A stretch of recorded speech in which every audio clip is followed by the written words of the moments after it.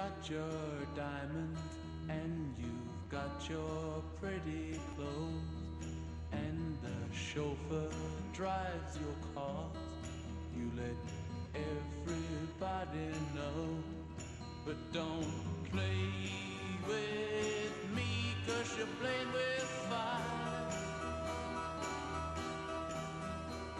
Your mother, she's an heiress, owns a block in St. John's Wood, and your father'd be there with her if he only could. But don't play with me, 'cause you're playing with fire.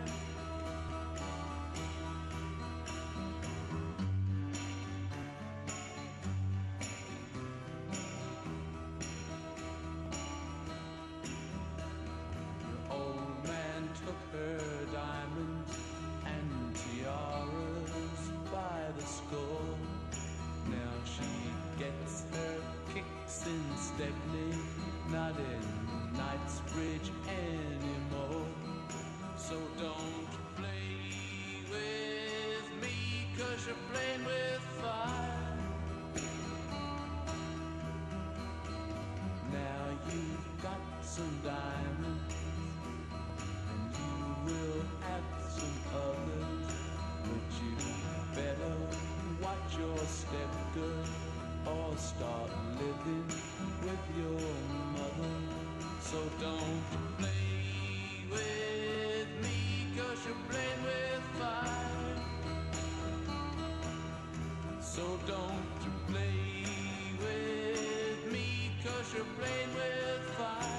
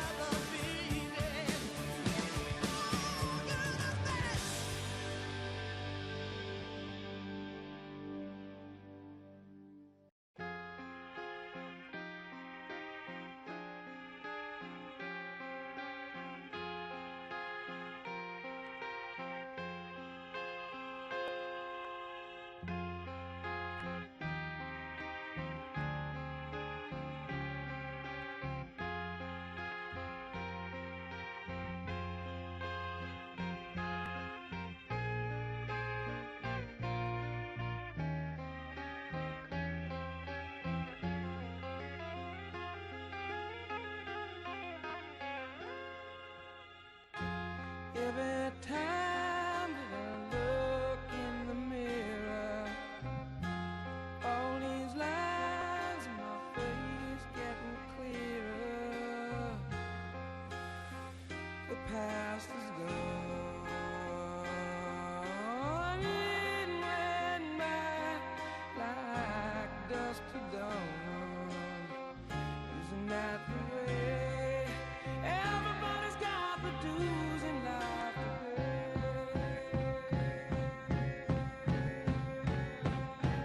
Yeah, I know nobody knows where it comes and where it goes. I know that everybody sings, you got the dues to know how it goes.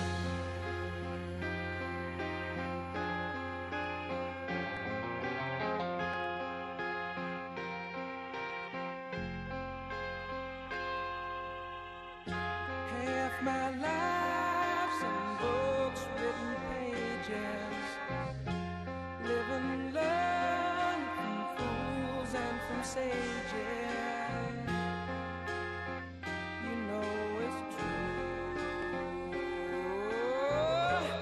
All the things come back to you. Sing with me, sing for the year, sing for the laughter, sing for the tear. Sing with me, just for today, maybe tomorrow the good Lord will take you away.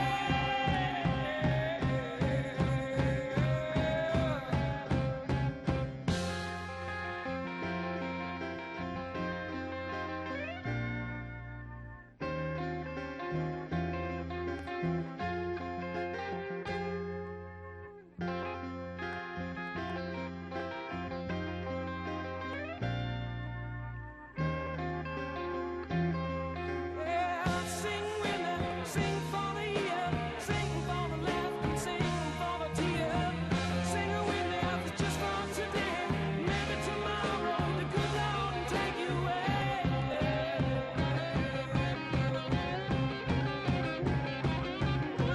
Dream on, dream on, dream on, dream the devil dream come true.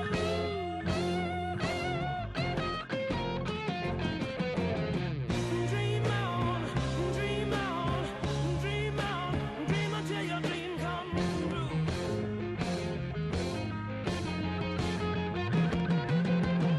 Dream on, dream on, dream on, dream on, dream on, dream on, dream on.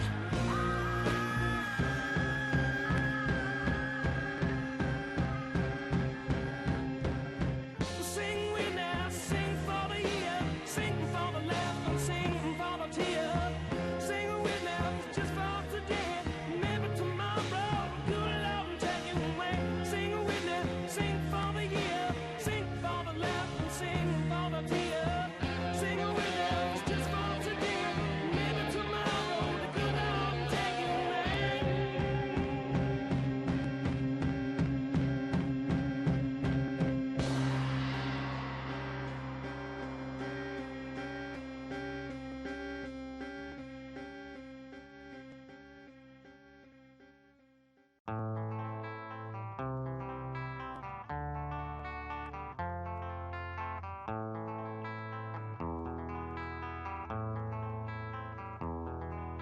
There is a house in New Orleans they call the rising sun,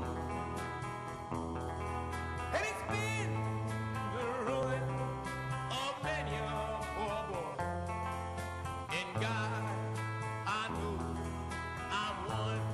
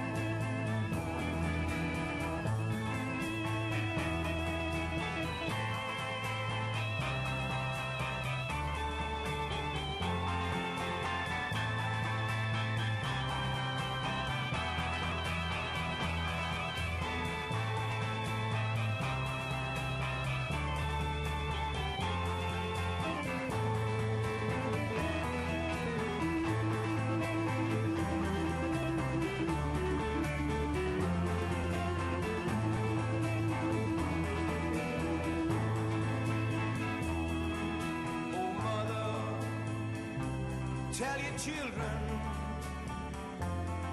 not to do what I have done. Spend your lives in sin and misery in the house of the rising sun.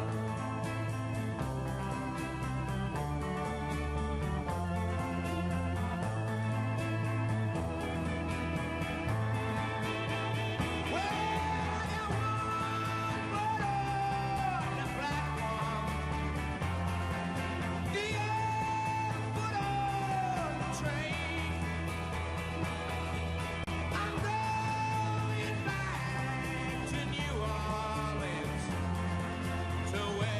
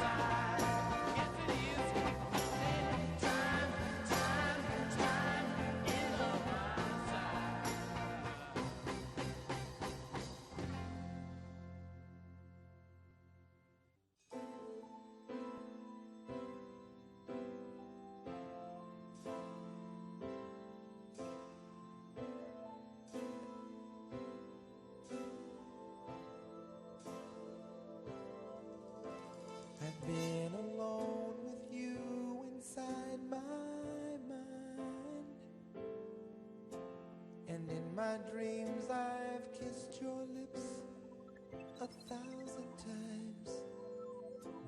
I sometimes see you pass outside my door.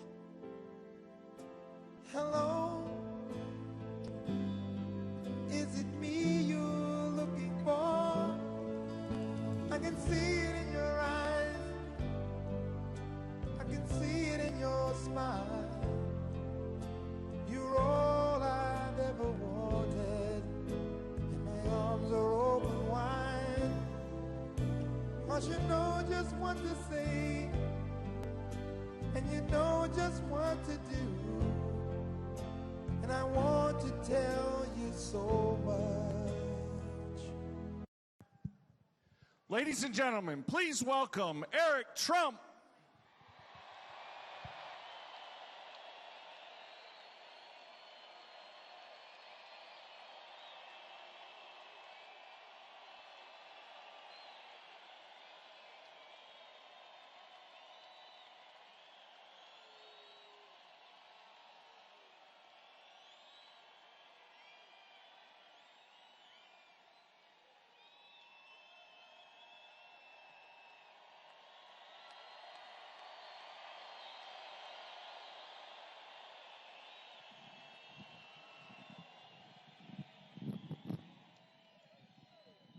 Minneapolis.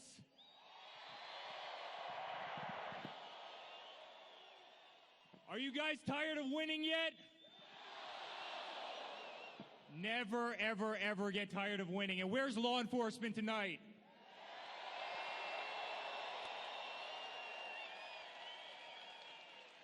You are absolutely the best. You know, I was watching Fox and Friends. Fox is back there somewhere. Who likes Fox? I guess everybody in here likes Fox, right? And I saw this amazing officer. His name is Bob.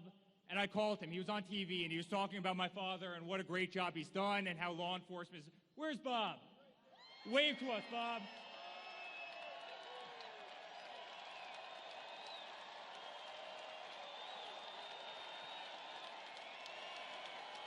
And I got his number, and I called Bob, 2 days ago, and I said, thank you. On behalf of the entire family, thank you. Law enforcement, you are the absolute greatest. We owe everything to you.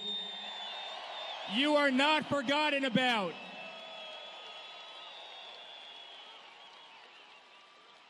My father will never, ever forget about you. He has your back. Trust me, he loves you. We love you as a family, and we love you as a country.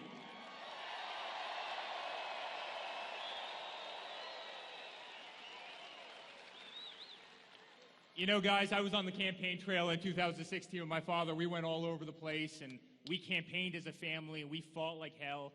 And I am telling you guys, we are stronger today than we were in 2016.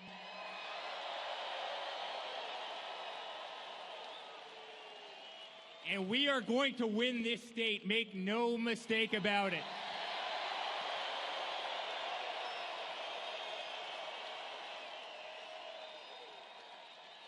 How do you think Elizabeth Warren is feeling right now as she sees this crowd? I don't think she's feeling too good. No, yeah, boo. Yeah, that's right. How do you think Joe Biden and his, how do you think his son's feeling right now, right after embezzling a lot of money, taking a lot of money, the crookedness, right? He's not looking too good either.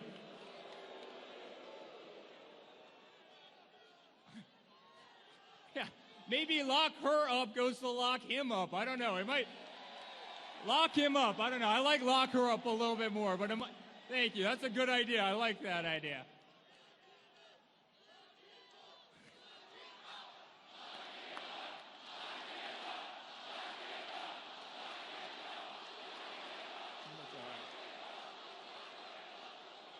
Hey, guys, we don't need to lock him up. We're just going to beat the hell out of all of them. We're going to win.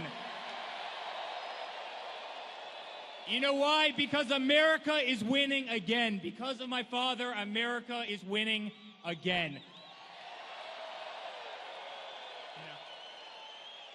Tonight's all about jobs. Tonight's about the military. I see some military guys up here in the front, and we love you. We absolutely love you. Thank you guys for the service. And my father's going to protect the Second Amendment. I know something that's near and dear to everybody in this room.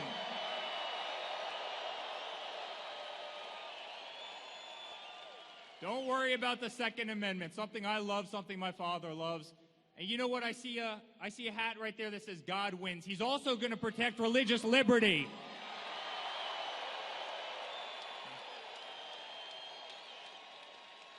We're going to say Merry Christmas again, and we are saying Merry Christmas again. So guys, we love you. My family loves you. I love you. And certainly my father loves you. And we have a great vice president here tonight. He loves you. And we're going to win this state. And thank you for honoring us. And let's keep America great. Thank you very much, guys.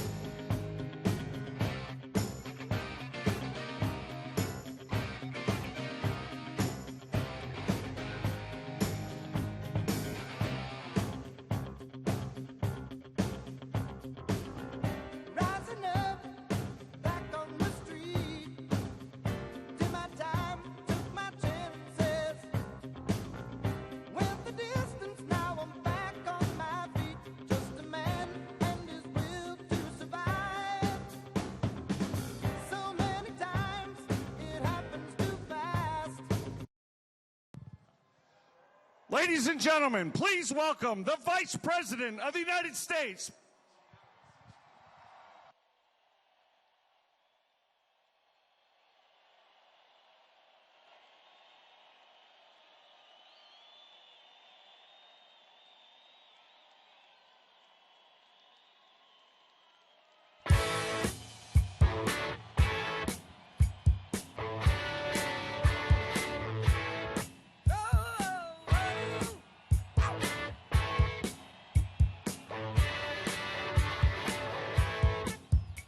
She stood in the street, smiling from my head to her feet.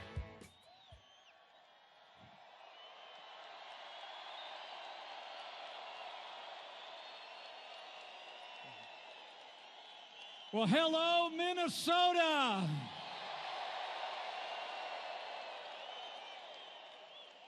It is great to be back in the North Star State. Thank you for that warm welcome. But I'm here for one reason and one reason only. That Minnesota and America need 4 more years of President Donald Trump in the White House.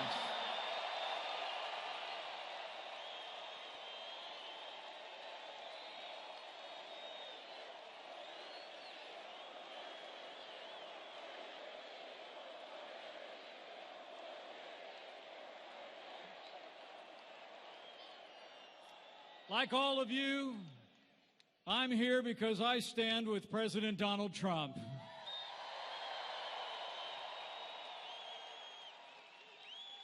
When this president stands up for American workers from the cities to the Iron Range, I stand with President Donald Trump. When this president stands up for faith and freedom and the American flag, I stand with President Donald Trump.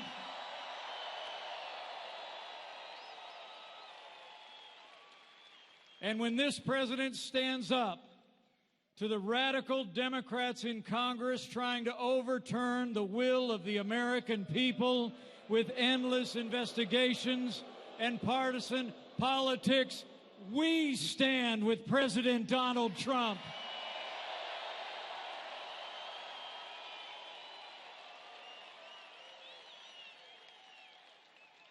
You know, what began 4 years ago has grown into a movement of everyday Americans from every walk of life. All of you believed we could be strong again. You believed we could be prosperous again. America said yes to President Donald Trump in 2016. In Minnesota, I know you're going to say yes to 4 more years of President Donald Trump in 2020.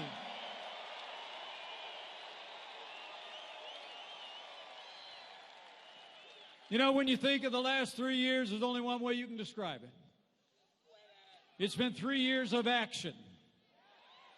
It's been 3 years of results.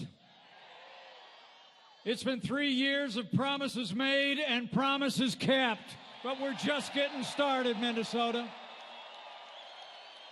I mean, think about it. This president promised to rebuild our military, and President Trump has signed the largest investment in our national defense since the days of Ronald Reagan.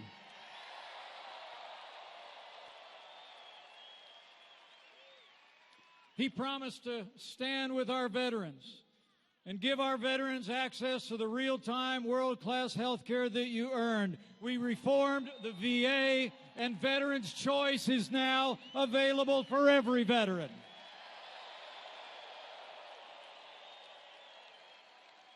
And this president promised to secure our border. We made historic investments in border security.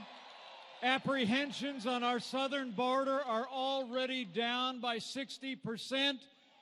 And we've already started to build that wall on the southern border of the United States.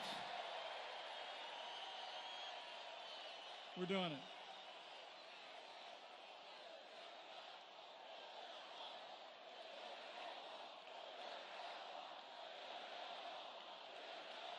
Oh, we're building it. And President Trump promised to appoint principled conservatives to our federal courts at every level. And at last count, he's appointed 180 men and women who will uphold the God-given liberties in our Constitution, like the freedom of religion and the Second Amendment right to keep and bear arms.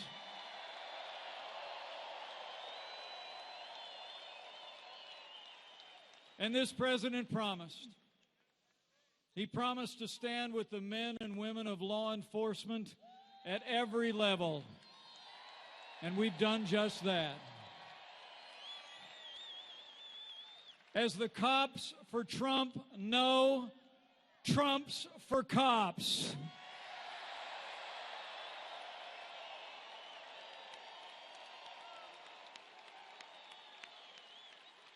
And finally, President Trump promised to revive the American economy. He cut taxes across the board. We rolled back red tape at a record level, unleashed American energy, and Minnesota's economy is booming. It's true. Since Election Day 2016, 6.4 million new jobs have been created by businesses large and small. Unemployment's at a 50-year low, and there's more Americans working today than ever before in the history of this country. On one promise after another, President Donald Trump delivered.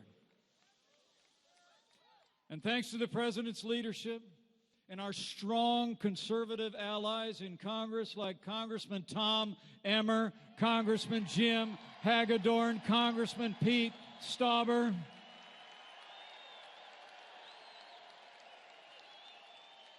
we've made America great again. True. But to keep America great, we need you to decide right here and right now that Minnesota is going to vote for 4 more years of President Donald Trump in the White House.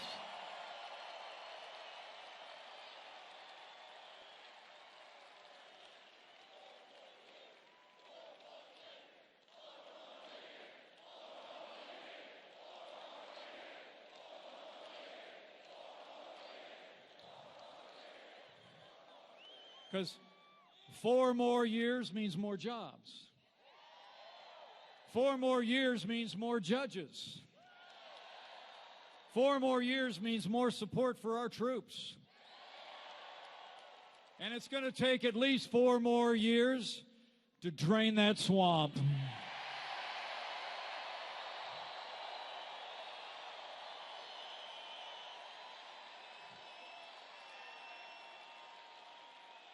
You know, the choice in this election couldn't be clearer, and the stakes couldn't be higher. Today we have a president who loves this country, who stands by our military, our law enforcement, our workers, and our freedoms. He never quits. He never backs down. He believes in you, and he fights for you every single day.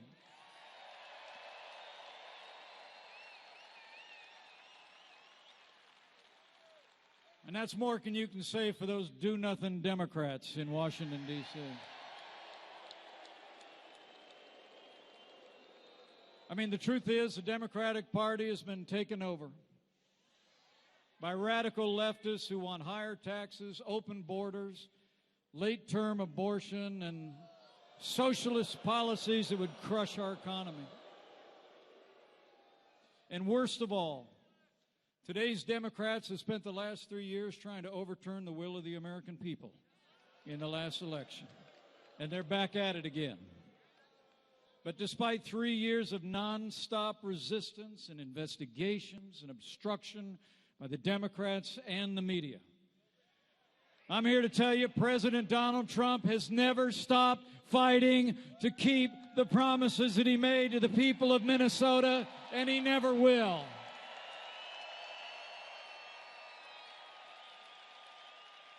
But now, Minnesota, it's our turn to fight for him. I mean, it's on. And we got work to do. And it's going to take all of us to do it. So we need you to bring your enthusiasm. Be ready to volunteer your time, voice your support, and get ready to get out the vote for 4 more years of President Donald Trump in November of 2020.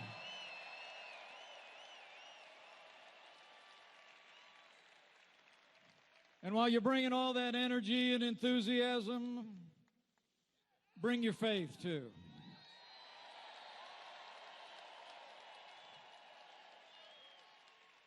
Bring faith in this president whose drive and vision has made America great again. Have faith in our fellow Americans that every time they're given a choice between more freedom and more government, the American people choose freedom every single time. And finally, have that faith that he who blessed this one nation under God will still bless America beyond anything that we can ask and imagine. So have faith.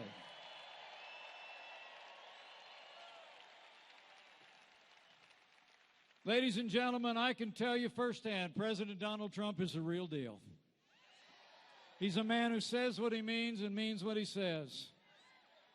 And I see every day he gets up and fights to keep the promises that he made to the people of Minnesota and the people of all this country. He's made America great again. And with your support and your prayers, I know he will keep America great. So now it is my high honor and distinct privilege to introduce to you my friend and the 45th President of the United States, President Donald Trump. And I'm proud to be an American, where at least I know I'm free. And I won't forget the men who died, who gave that right to me. And I gladly stand up next to you and defend her still today. 'Cause there ain't no doubt I love this land. God bless the USA.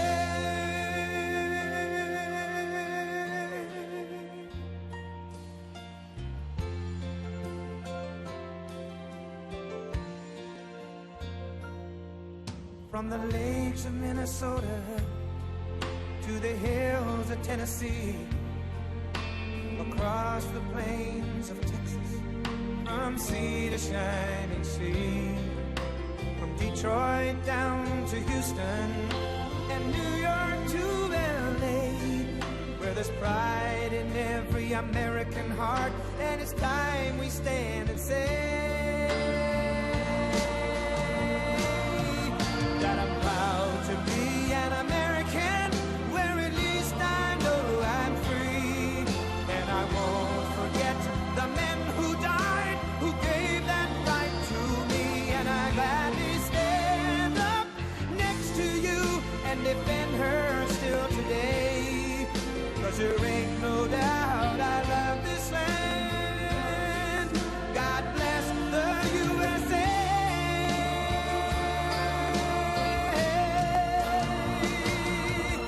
And I'm proud to be an American, where at least I know I'm free. And I won't forget the men who died, who gave that right to me. And I gladly stand up next to you and defend her still today. 'Cause there ain't no doubt I love this land. God bless the USA.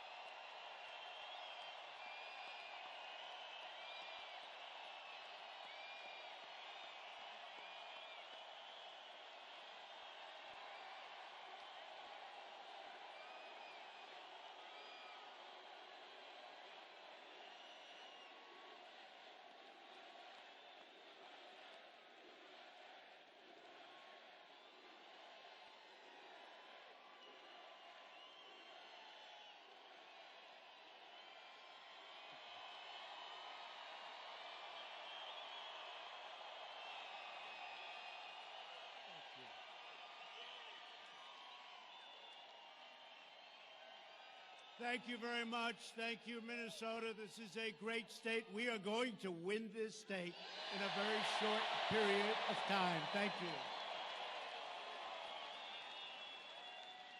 This feels like the day before the election. So we have 20,000 plus people inside. We just set a new record.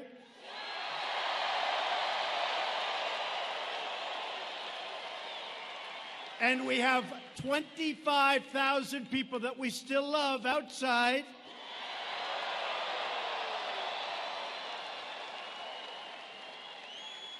And close to 100,000 people wanted to come tonight. Thank you all. This is great. This is great. Thank you. I want to thank our great Vice President, Mike Pence, and Karen Pence for being here tonight. It is great to be back in the Twin Cities with the freedom-loving American patriots who make our country run. You know that. You know it. For the next 13 months, think of that. It seems like yesterday. For the next 13 months, we are going to fight with all of our heart and soul, and we are going to win the great state of Minnesota in 2020.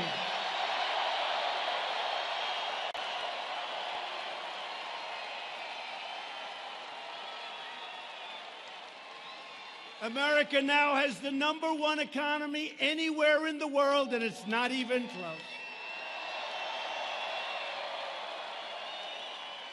You know, I'm dealing with China right now. They're in Washington. We're going to see if we make a deal. But they want to make it. We're going to determine whether or not we want to make it. But they've been very nice. And today I got a call from one of the top representatives. He said, "Congratulations, Mr. President, on having a truly great, great economy." That's pretty nice.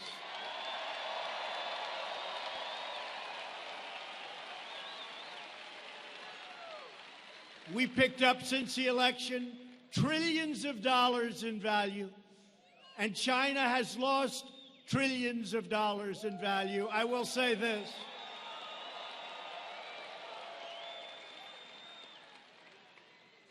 If our opponent had won that election, you know what would have happened?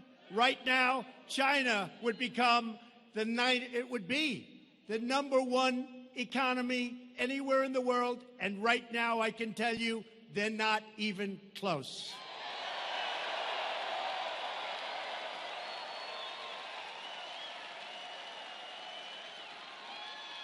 Our country is stronger than ever before because we are proudly putting, for the first time in a long time, we are putting America first.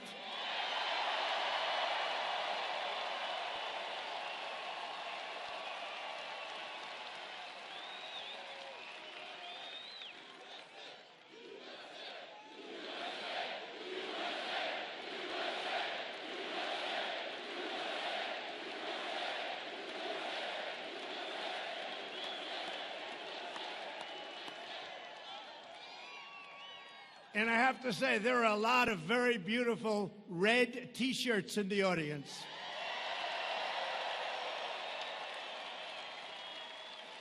That was a record sale. They did very well. And I'll tell you what, cops love Trump.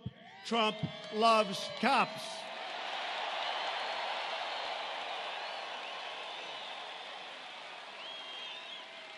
Our bold pursuit of this pro-American agenda has enraged, and you know what's happened? It's enraged the failed ruling class in Washington. Not easy to get them out, but we're doing it slowly but surely. These corrupt politicians and the radical leftists got rich bleeding America dry, and they knew that my election would finally end their pillaging and looting of our country. And that's what they were doing. And that's what they continue to try and do. That is why from day one, the wretched Washington swamp has been trying to nullify the results of a truly great and democratic election, the election of 2016. They're trying. They're not getting very far. They want to erase your vote like it never existed. They want to erase your voice, and they want to erase your future. But they will fail because in America, the people rule again.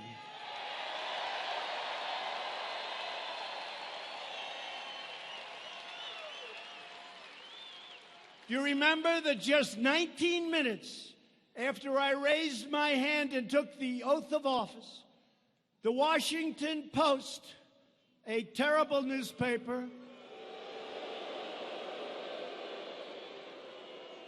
that doesn't know how to write the truth, published a story, and in this case, they might have gotten it pretty correct. They said, the campaign to impeach President Trump has begun. That was the headline. Little did we know they weren't playing games. Think of that. That was 19 minutes after the oath of office. Months earlier, Peter Strzok. Remember, he and his lover, Lisa Page. What a group. She's going to win 10 million to 1. She's going to win. I'm telling you, Peter. I'm telling you, Peter, she's going to win. Peter, oh, I love you so much.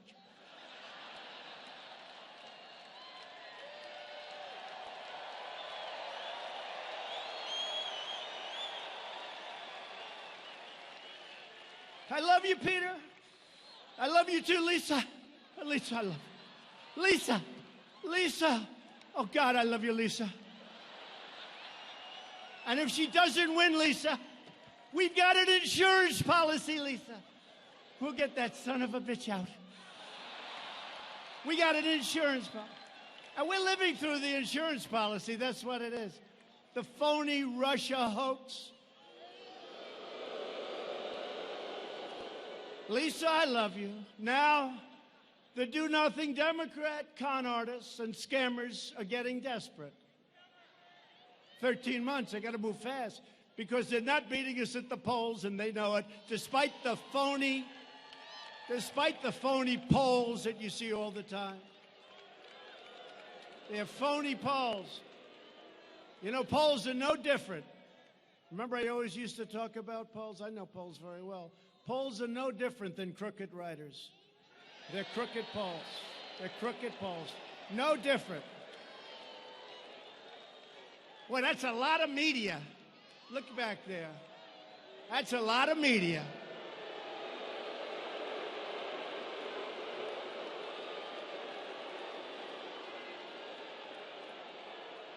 They are so dishonest, and frankly, they are so bad for our country.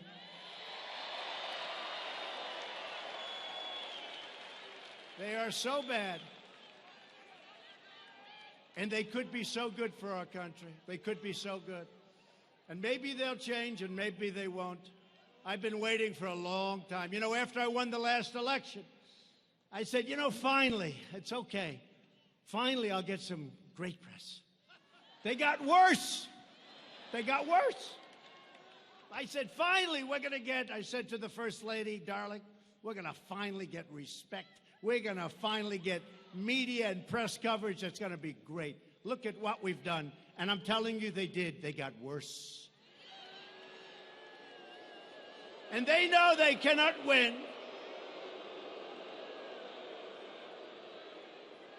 You understand. Well, if you didn't understand, honestly, there's no way anybody could win because you'd believe them. If you believe them, there's no way anybody could win because it's like 94%. I can do the greatest things in history, and they'll make them bad to very bad. And if I do a neutral, something neutral, it worked out okay, not great, not bad. It's like, give them the electric chair. That was terrible. Right? No, this is the worst. These people and the Democrats, they're partners. It's a partnership. How about on the newscast, like the word manufactured, it's manufactured, and every newscast, tonight in a manufactured deal along the border. The word's never been used before. All of a sudden, every newscast is using it. It's a talking point given to these fakers by the Democrats.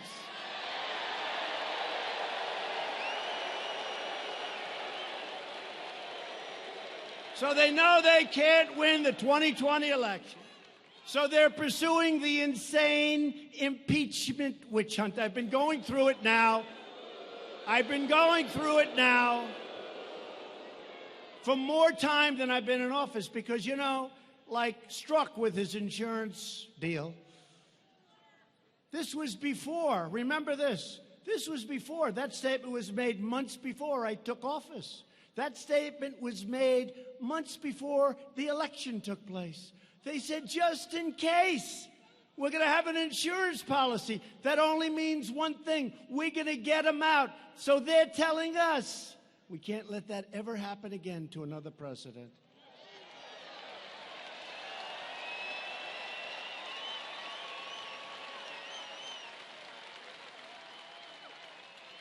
And Rush Limbaugh, Sean Hannity, a lot of people.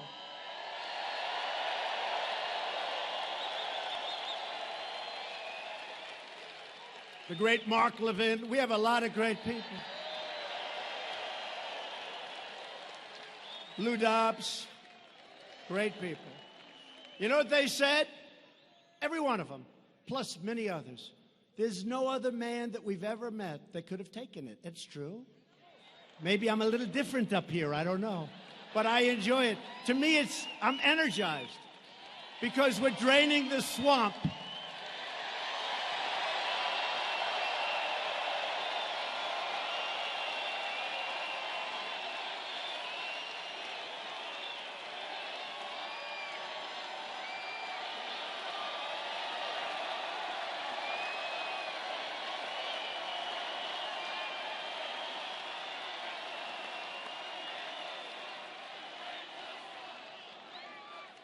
The Democrats' brazen attempt to overthrow our government will produce a backlash at the ballot box, the likes of which they have never, ever seen before in the history of this country.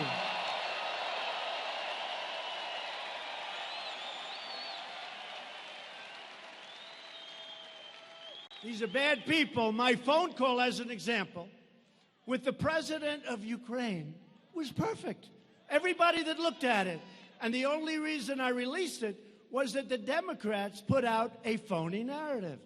So I had no choice. And I don't want to do that as president. Every time a president from a country calls me or I call them, we have to release the text. How can you do business that way? Who's going to want to speak to your president? So the president of Ukraine reiterated today at a major news conference on other subjects that he was under absolutely no pressure. He doesn't even know what they're talking about. And he used the word, there was no blackmail during this call. He used that term.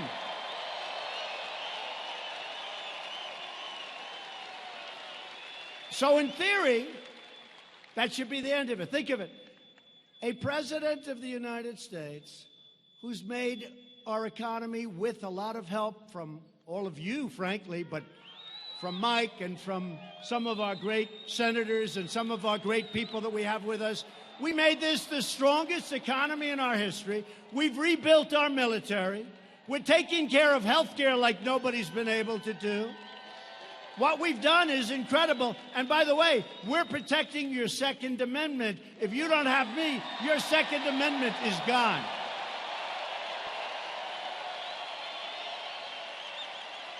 So,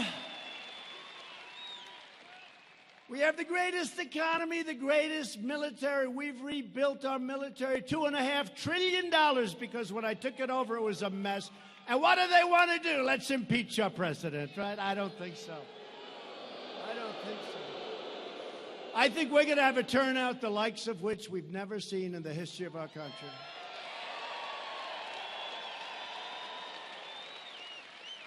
So we were really forced just to put it away. We were forced. I said, just do it. Got the approval from Ukraine. I have to ask. I said, hey, do you guys mind They said, that's a strange request. They said, don't worry about it. Do you mind?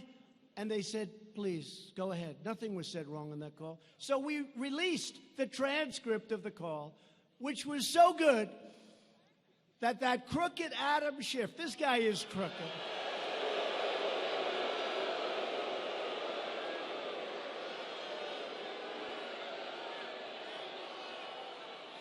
He had to make up a fake conversation that never happened, and he delivered it to the United States Congress and the American people. It was a total fraud. And then Nancy Pelosi said, oh, I think the president said that.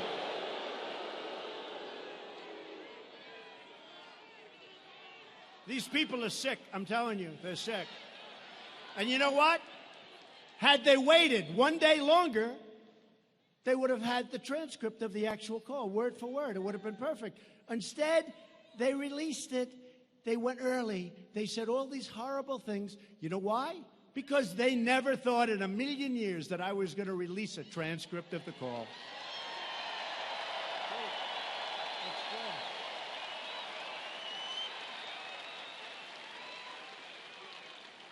So Nancy Pelosi, upon hearing a false story from a whistleblower that had no clue what was going on in that call, or somebody gave her very bad advice, but also hearing it from Shifty Schiff.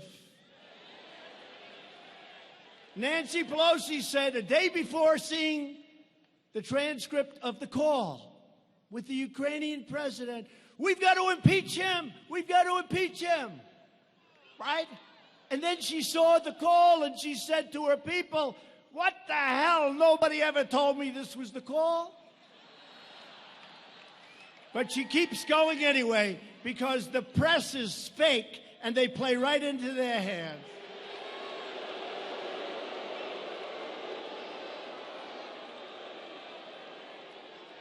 The do-nothing Democrat extremists have gone so far left that they believe it should not be a crime to cross our border illegally, and it should be a crime to have a totally appropriate, casual, beautiful, accurate phone call with a foreign leader. I don't think so.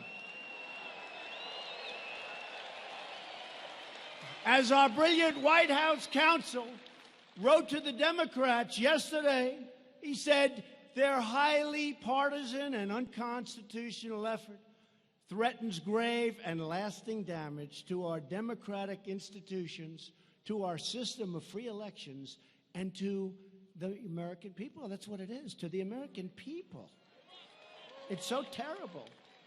Democrats are on a crusade to destroy our democracy. That's what's happening. We will never let it happen. We will defeat them.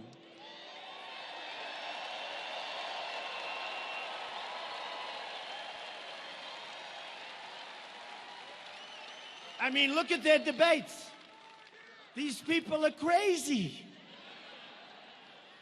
They want to spend $99 trillion to redo buildings all over the United States. I said, what about China? What about Russia? What about India? What about all these other countries where that stuff is just flowing out? It's all right. Let him give you the answer. Man, did the cops act fast. He's already gone.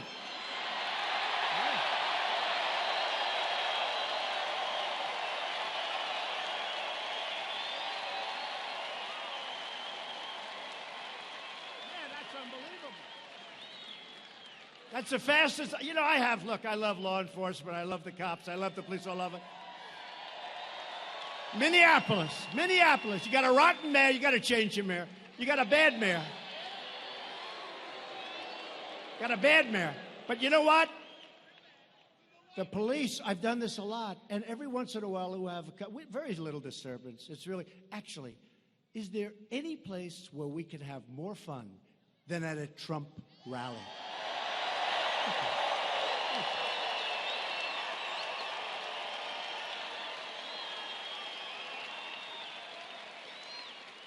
And we've set every record at every place virtually that we've gone. And one of the big musicians said, and Trump does it without a guitar. Can you believe it? Without a guitar. But this guy, so I've had it a lot where, but sometimes it'll take the police like 30 seconds, 50 seconds. It's like Roger Penske when you watch him, who's getting the Presidential Medal of Freedom, by the way, very soon. Great. He won 18 Indy 500s, 18, Roger Penske. But it's like the way they change those tires. It takes 4 seconds to change the whole damn thing. I say, how the hell do they do it? That's the way these cops just reacted.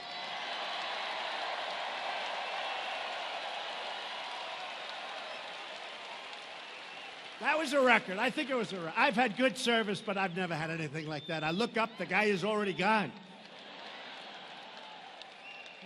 We love you with the red shirts. So now the Democrats are making a pathetic bid to save Sleepy Joe. Sleepy Joe Biden. And you know what? I'd love to run against him, to be honest. Anybody like that, if you can't beat him in a debate, you got a big problem, folks. Big. You can't beat him in a debate, you can't be president. Because what are you going to do against President Xi and Kim Jong-un? You can't beat Sleepy Joe. And now we're going to meet with Kim Jong-un. I don't think so. But he's totally owned and totally controlled by the Washington swamp for many years. 2 months after President Obama put Joe in charge of Ukraine policy, they put Joe Biden in charge of Ukraine policy. Listen to this. And the press will not write it. They say, in totally unsubstantiated charges, every time they talk about him, President Trump has said that his son walked away with a fortune. Now, you know that's a totally unsubstantiated charge. Really? It's not unsubstantiated, it's fact.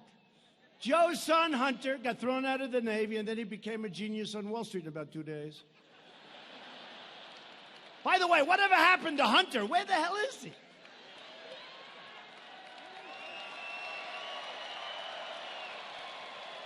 Where's Hunter?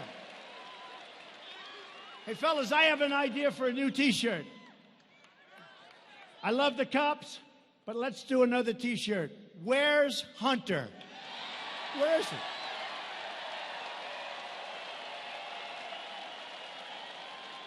Here's Hunter being examined by Sleepy Eyes Chuck Todd or some of these people. Hunter, it's so great that you're here, sir. Hunter, I know they're giving you approximately $168,000 a month. I hear they paid you a big check of $3 million. I just want to speak on behalf of NBC, who's absolutely one of the worst. I just want to tell you, Hunter, I just want to tell you, I couldn't be happier for you and your family. And I know you don't know anything about energy, and I know it's an energy company, but I think they made a great deal, Hunter. And then they fly to China. And I'm dealing with people right now, they're tough as hell, those Chinese negotiators. And Hunter, who's not too smart, Hunter.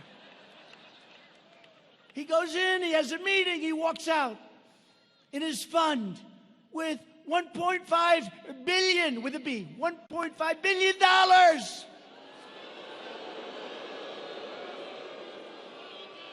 These aren't the same Chinese negotiators that I'm dealing with, I can tell you. These are not the same ones, but we are doing very well in that negotiation. Now think of it. Where's Hunter? Okay, get it. So where is Hunter? I want to see Hunter ask these questions. Hunter, you know nothing about energy. You know nothing about China. You know nothing about anything, frankly. Hunter, you're a loser. Why did you get $1.5 billion, Hunter?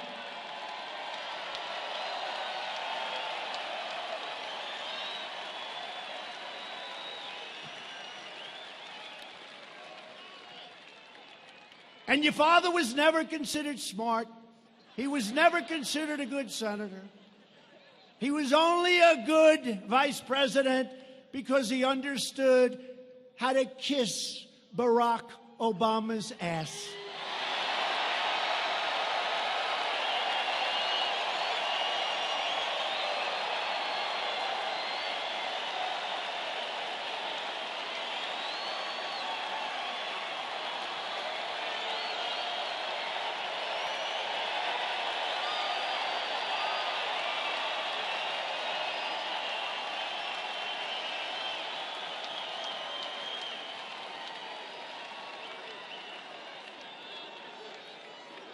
True?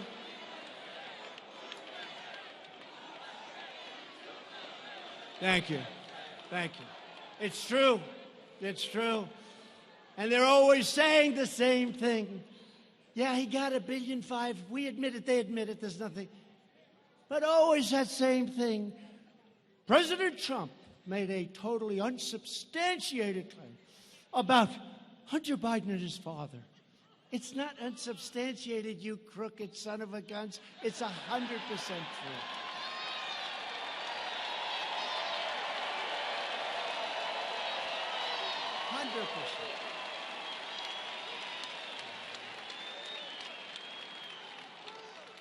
Even the smart guys on Wall Street, and I know all of them, they are smart. They've never seen anything like that one before. I've called them. Does that ever happen? Never happens. Guy walks in, no experience, no nothing. Walks out with $1.5 billion. Gee. Flies in on Air Force Two with his father, the vice president. Don't forget, that's when he was vice president. So China gives his son $1.5 billion. How would you like to have Joe Biden take over negotiations right now with China? I don't think so. I don't think so. Meanwhile, Biden allowed China to rip off America for 8 years as vice president, and Barack Obama let him just rob us blind, and we're not doing that anymore. Those days are over.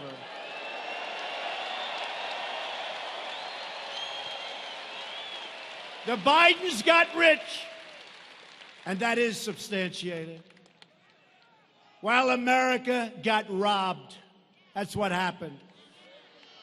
Sleepy Joe and his friends sold out America. They didn't have tough negotiations.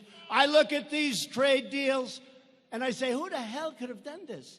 If you had no business instinct, no business ability, if you had nothing, if you're dumb as hell, you wouldn't make these deals. They're so bad. I say, who made these deals? Who made these deals? But we're ripping them all up and redoing them, and they're going to be very good. Wait till you see what happens.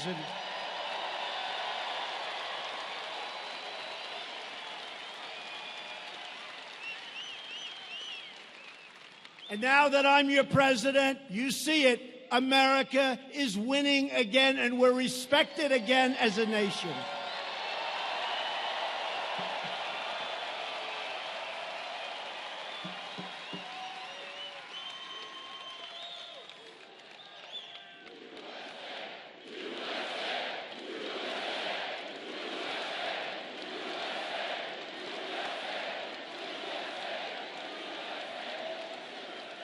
And in a brand new report just came out as I'm walking on the stage.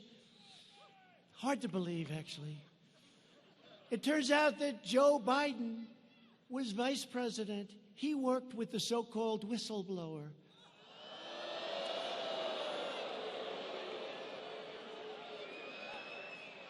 This is nothing but a partisan witch hunt, sabotage, and I'm sure they're going to say it's totally unsubstantiated.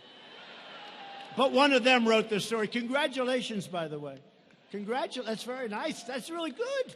That's the way you should do it. Good, good, good. In the twisted worldview of Democrats and the media, it's okay for politicians to ship our jobs to foreign countries, flood our communities with drugs and crime, and enrich themselves at America's expense. Their treachery is allowed because they go along with the rigged Washington game, and it is far more rigged. When I ran, I thought it was rigged, but this is crazy what's happening. But if you refuse to bow or bend to the Washington swamp, which I could do very easily, I'd be much more popular. Folks, it would be so much easier. You know, very smart, I got to tell you, isn't it much better when I go off script? Isn't that better?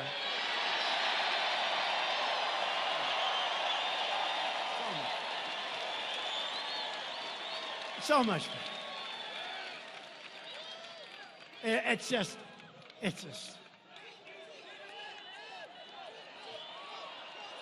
Hey, folks, the greatest buyer of advertisements in the history of the world Mike Lindell, My Pillow.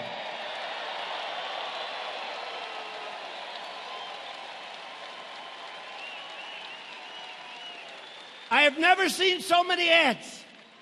I think he's the greatest ad negotiator in history. And I told him, I said, would you do me a favor? All the money we spend on these political campaigns, if I gave some of that money to Mike, I think it would have ads every single minute of every single show. I never saw so many. Anyway. But the lawless political establishment will try to frame you. They'll persecute you. They'll swear and just swear up and down that they're telling the truth.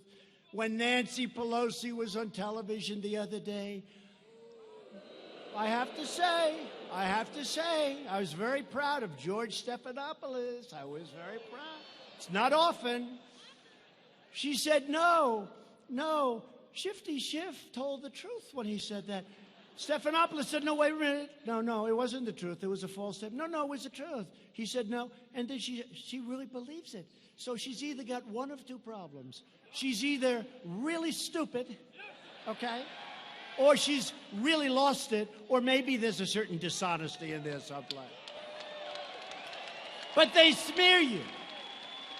They spy on you. And they target your friends, your family, your staff, for harassment, for abuse, for destruction. I came down to Washington with incredible people. We won a great political campaign. They were bright-eyed and bushy-tailed. We know that's a nice phrase. They came down. They were happy.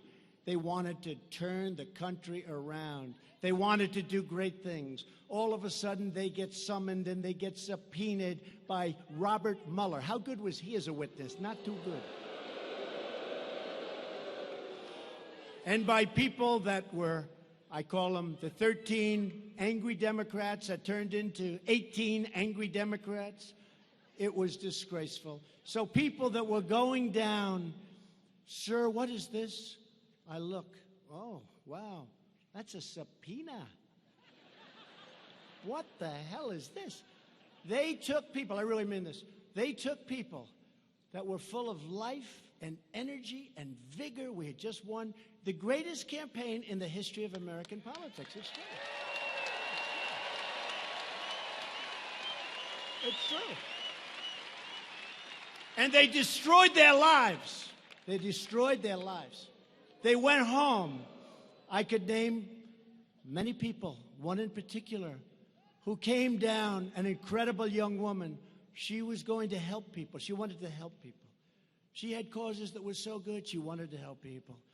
And she ended up going home dark. Her life became hell. They ruined people. They destroyed people. Good people. People that ended up paying far more money in legal fees than they made. They destroyed great people. They're vicious, horrible, and the media was behind every single step.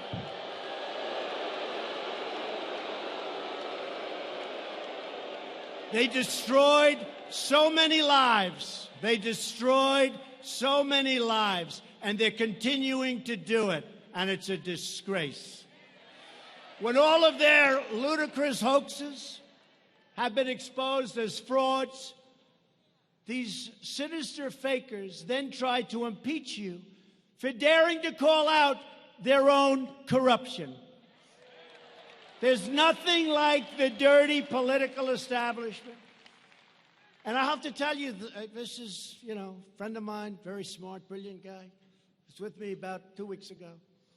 We just got rid of the Russia hoax, and then a week later, the Ukraine hoax starts. I had a week of I can think about everything perfect, it's so beautiful. And he said, President, I said, call me Donald. You've called me Donald for 35 years. I will. Thank you, Donald.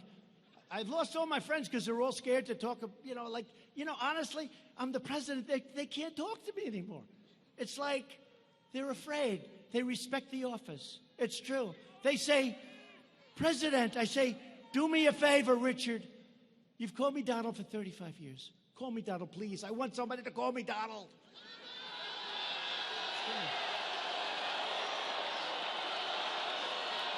Sure.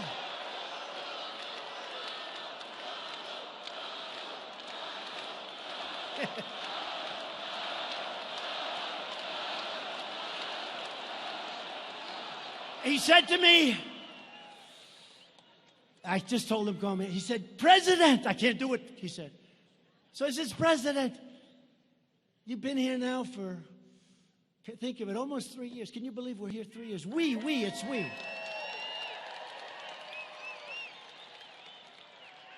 And we have to promise them no more than 16 years, okay? No more. 16 more years. I'm only kidding. Now they'll go back. See, he wants to run for more. But he said, President, could I ask you a question? It's so important to me. He's a great businessman, very successful. He said, you deal with all of these nations, these great, powerful. Who is the worst to deal with? Is it China? Is it North Korea? Is it India? Is it Russia? Please tell me, Mr. President, who is the toughest nation to deal with? I said, you're not going to believe this. It's the USA is the toughest nation to deal with. The USA. It's true. Because we're dealing with some very sick and deranged people.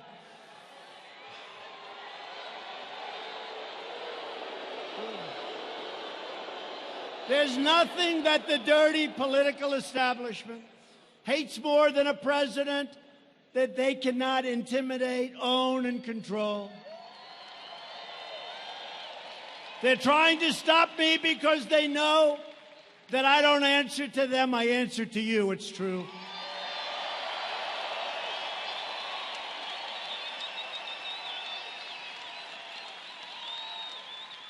You know, I never say this. I don't think I've ever said it in a speech, but maybe they'll find out if I did. Then they'll give me Pinocchios. He said it before, but I don't know if I ever said it in a speech. But, you know, I make, as president, about $450,000, right? I give it away. No, wait. I don't care. I never hear anything. Can you imagine if I didn't? I give it away to, you can only give it. You can't keep it. You can't actually make a gift. You can give it to your different agencies. So I can give it to health, I can give it to transportation, I can give it to military, but I give it away all the time. Now, and if I ever did, but it's $450.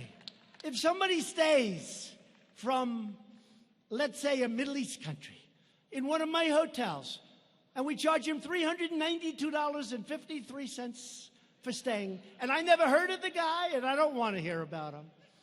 They say Trump is getting rich off our nation. I lose billions being president. I don't care. It's nice to be rich, I guess. But I lose billions. If somebody rents a room someplace and they pay me 2 months in rent or hotel fees, I never heard of the people. I never know who they are. They say emoluments. Nobody ever heard of the word emolument before. Emoluments. It's the craziest thing I've ever seen. I tell you, it's cost me billions of dollars to be president. It really has. And at some point, I'll probably have to prove that, and I look forward to doing it. It's very easy. It's very easy. And there is nothing that makes me happier than making that decision to run and win and straighten out the mess that these people have created.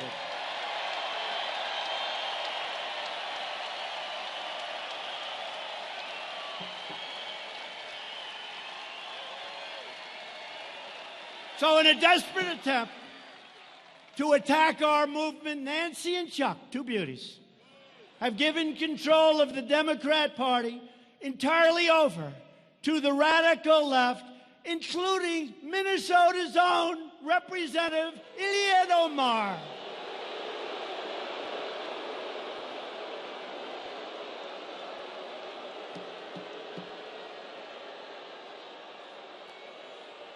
You know, I know you people.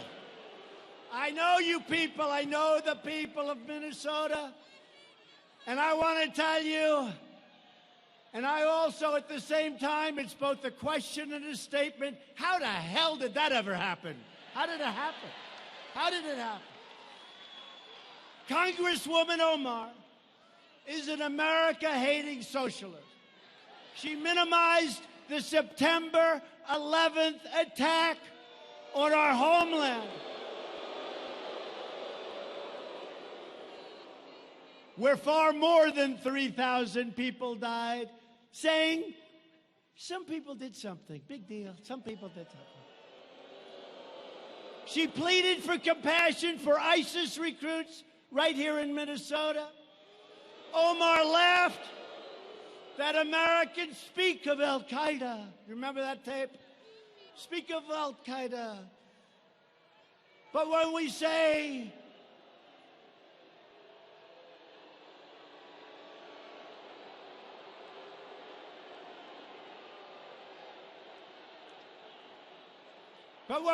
something about the United States, you just don't say America with any intensity. Remember that?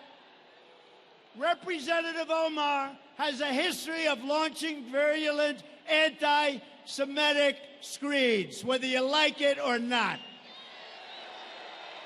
She said the U.S. support for Israel is all about the Benjamins.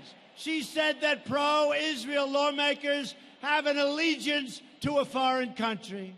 Omar wrote that Israel has hypnotized the world. May Allah awaken the people and help them to see the evil doings of Israel and the United States. How do you have such a person representing you in Minnesota? I'm very angry at you people right now.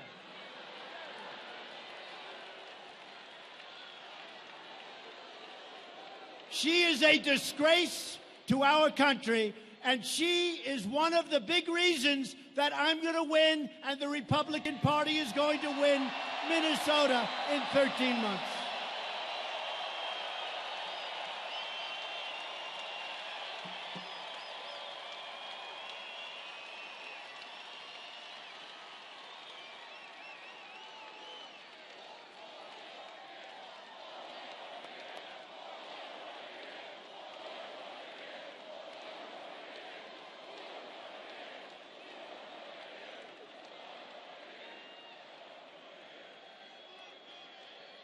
Thank you very much.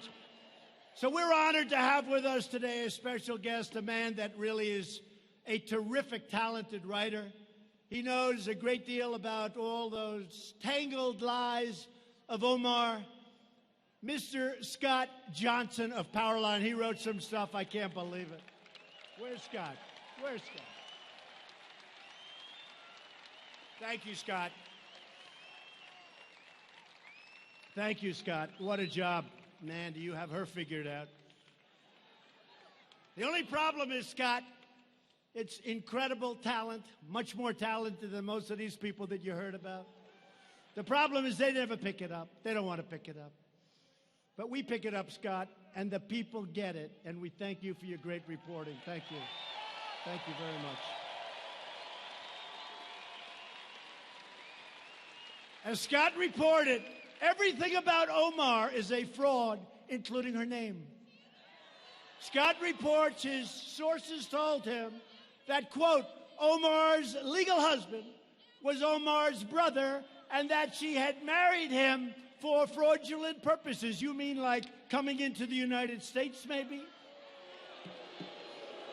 And as Scott says, we have seen a plethora of congressional scandals in our history, yet we have never seen scandals like Omar's in Congress, and nothing gets done about it. I hope that some of you people are looking, because what AOC has gotten away with campaign financing, and what I call it AOC plus 3, that's what it is, and Omar is one of the 3. What AOC has gotten away with all of that money that she used for her personal self with campaign finance is worse, and nothing happens to them, but it happens to you, and it's not fair.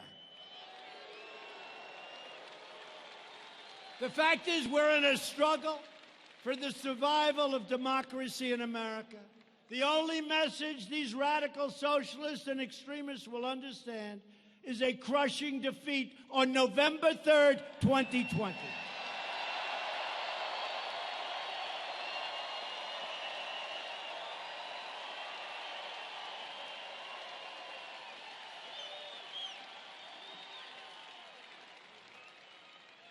With your help, we will win back the House. We will keep the Senate. And we will win the White House.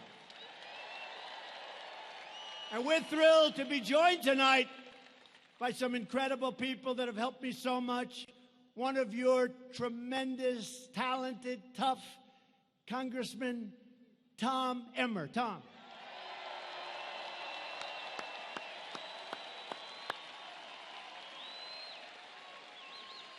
Also a man you don't want to fight him and you don't want to play him in hockey because he was tough. He just won, not that recently, but pretty recently, and I was out here campaigning for him and working hard, and it turned out to be an easy race because everyone loves him and respects him, Congressman Pete Stauber. And a man who gets in the trenches, and he just doesn't care. He wants to win for the people. He loves you. He loves this state. He loves this country. Jim Hagedorn.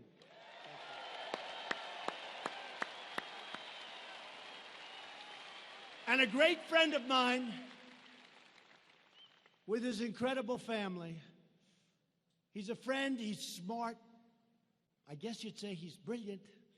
His education is incredible. His military career has been incredible. Then he ran for office, and now he's a United States Senator from the great state of Arkansas, Senator Tom Cotton.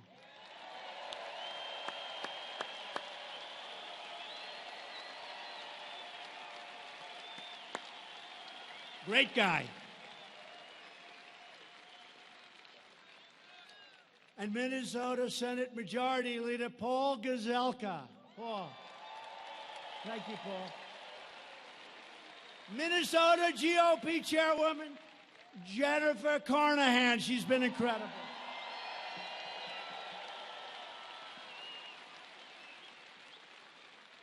I said, Jennifer, are we going to win in 13 months? She said, honestly, sir, I've never seen anything like this.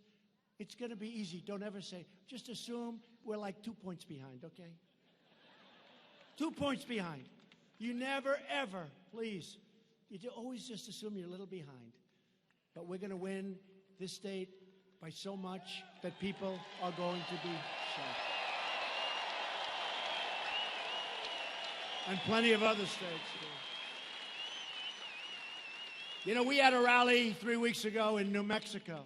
And New Mexico is a hard state for Republicans, hasn't been one in a long time, also. And we had receptivity that was unbelievable. The audience was 40% Hispanic, where we're doing great.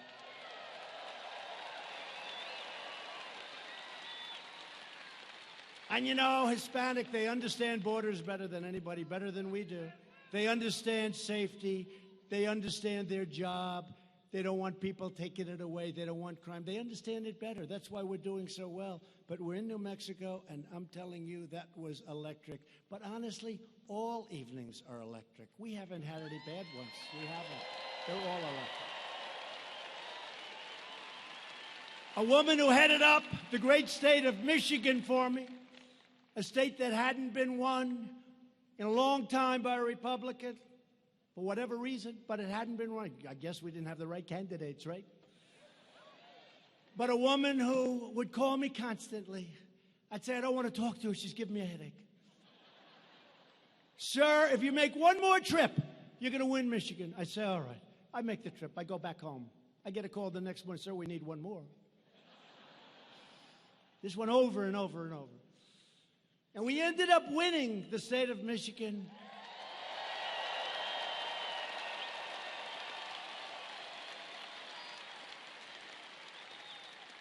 And I said, who the hell was that woman that kept bugging me to go back to Michigan and speak just one more time every week? One more time, sir.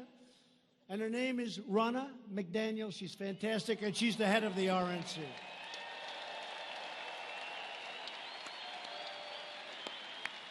She's great. And our campaign manager, a man who's really been, you know, they used to say that Crooked Hillary had a very, very sophisticated campaign. After she lost, they said, I guess it wasn't sophisticated. We had a sophisticated campaign. Nobody knows the world of computers better than this guy, Brad Parscale.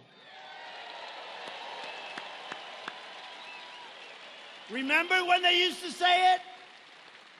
You know, I never got credit. My father used to teach me, if you can do it for less and win, that's good. He wasn't talking politics. The last thing, he's looking down. He's definitely looking down, not looking up. He was great. He was tough, but he was great.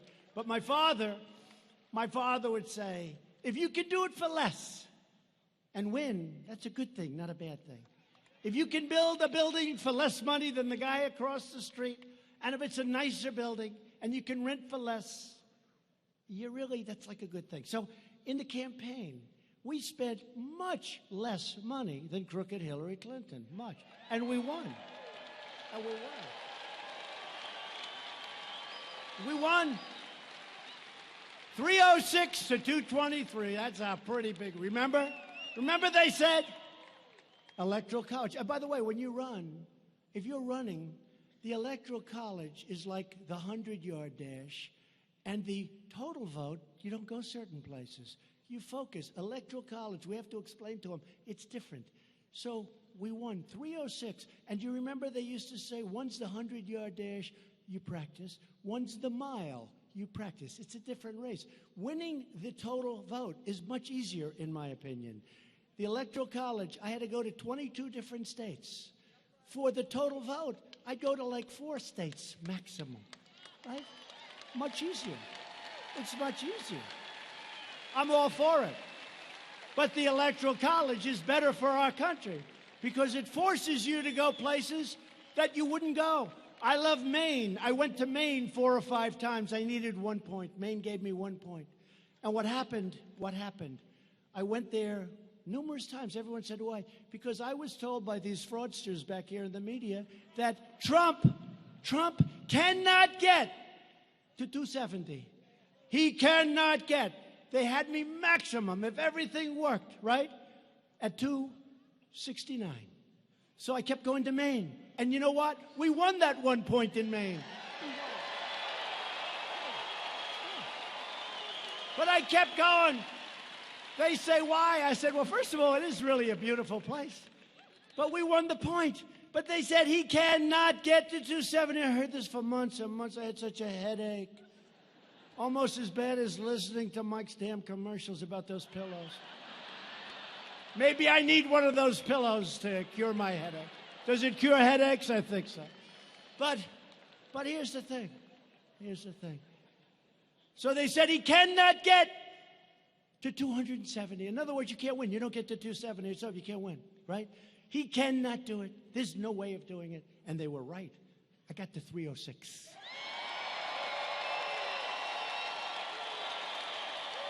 They were right. But I didn't get to 306. You got to 306. We won incredible states.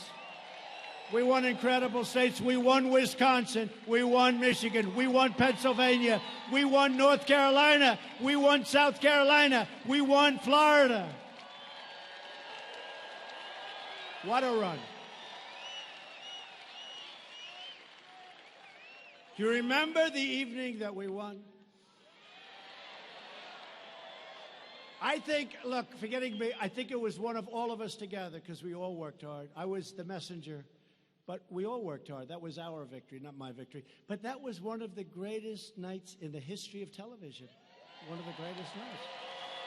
And hopefully it'll go down when we're allowed to get all of this stuff seeded. You know, it's like a tree. You plant it, it has to go, but it needs a little. That's why we need the 4 more additional years. It's got to grab on and catch. So they can't destroy it.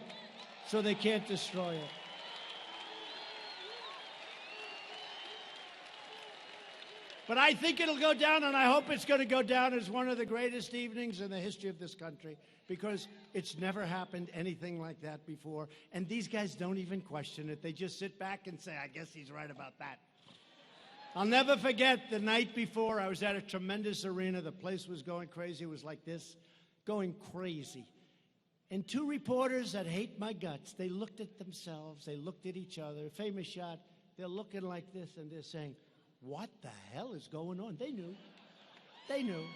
And I didn't need Beyonce and Jay-Z.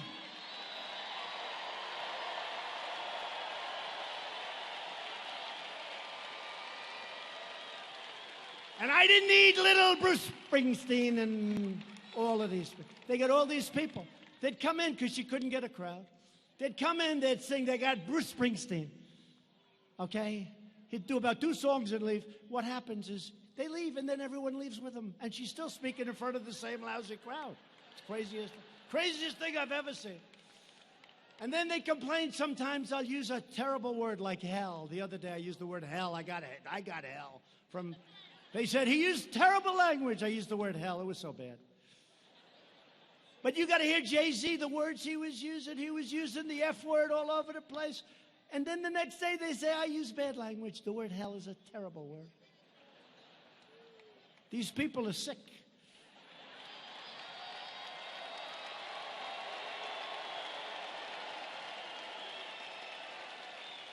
But that was an amazing evening. I'll never forget that evening. It's, look, outside of your family and your children and things. I love you too, darling.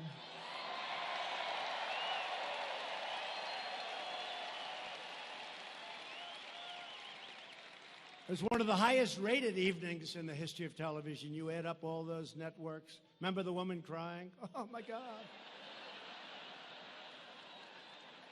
No, they weren't biased at all.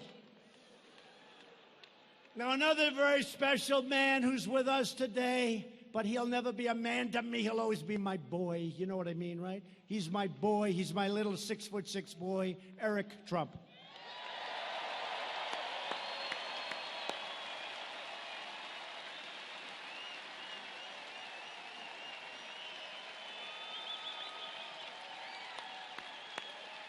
And the parents understand that, right?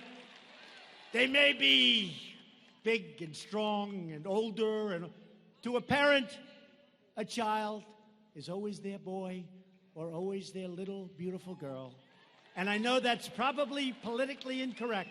They'll say, it was terrible what he said about women. Terrible. But they're our boy and they're our girl, and it doesn't matter how old we get and how old they get. Is that a correct statement?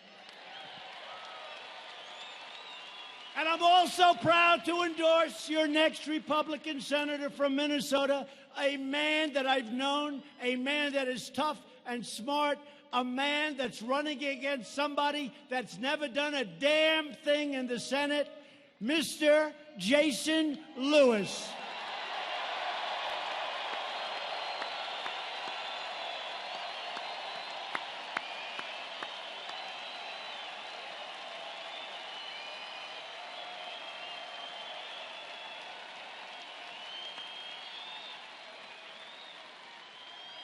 And Jason did a great job in Congress. Congressman Lewis, thank you very much. And thank you for putting up with all of this stuff, because I'll tell you, it's going to be nasty. It's going to be nasty. They're going to make up stories about you. They're going to say things that's going to want to make your wife say, why did I marry this guy? Just say, don't worry about it. It's just another phony story. Thank you very much, Mr. and Mrs. Lewis. Jason, thank you.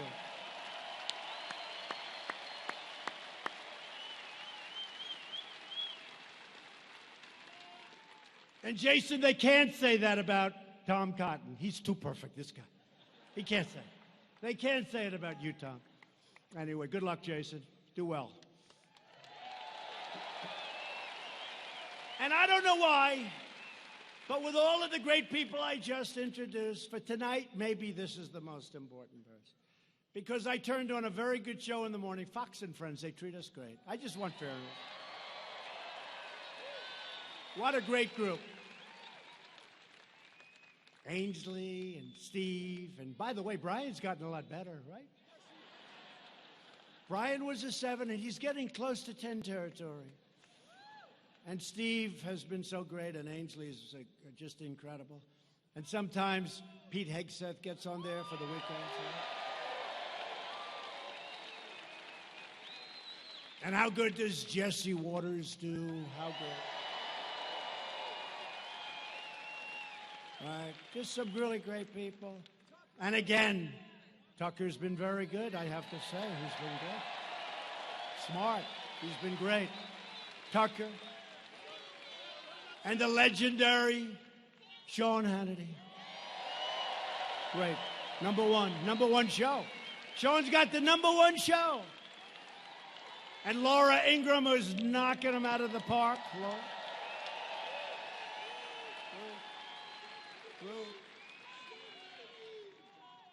And you go over Maria Bartiromo. And the great Lou Dobbs. How good are they? Lou Dobbs.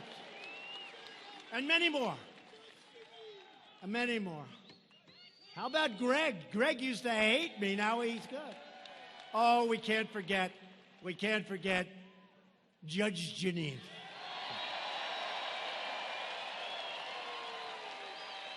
I would be in such trouble if I forgot Judge Janine. No, these are great. And there are many more. I just, look, I'm just rattling some names off, but they're just terrific people. They're terrific people.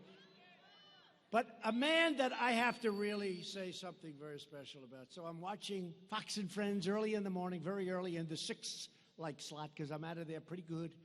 And I see a handsome young man named Bob Kroll, Cops for Trump.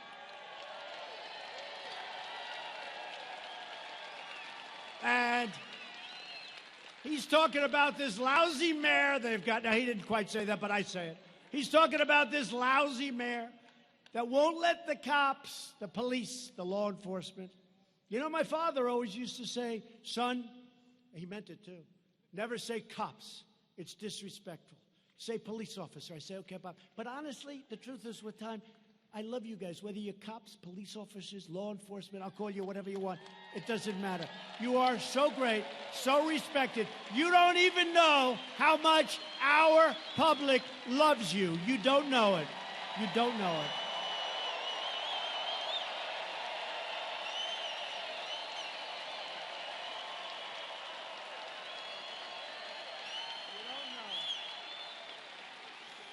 But I see this guy, and I don't know if he's done a lot of television before, but he was very effective and very good. And he was saying how the police aren't being allowed to take care of this rally. And yet with President Obama and Bush and all these people, they were, fine. Everybody comes, they fall asleep at a rally. But they weren't allowed to do the job for us, and they went wild. So what I want to do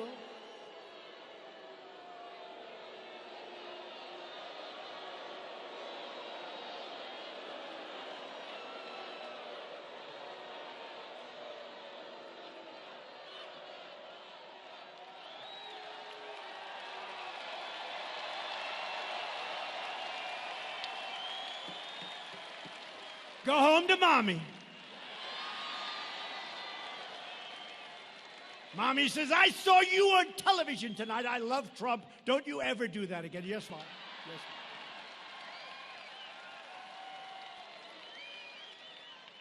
Mom. But the job he did before the election, I came right here to Minnesota, and I pledged to address this really important issue.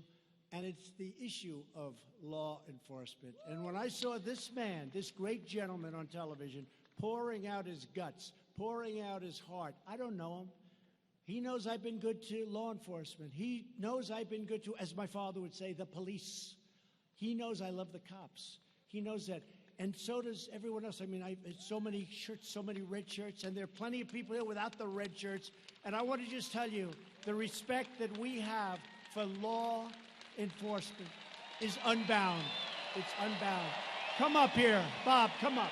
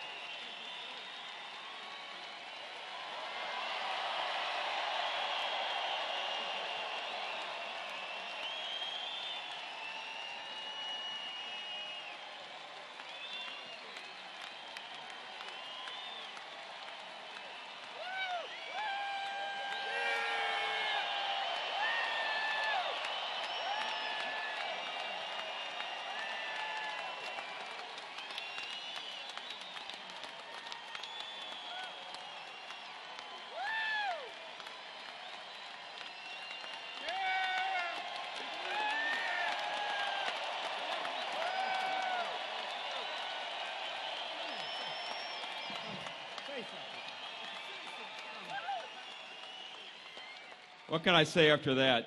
Tune in, Fox, 10:15 tonight. Shannon Bream, they asked us on. How can you thank this guy for everything he's done for law enforcement? Wonderful president.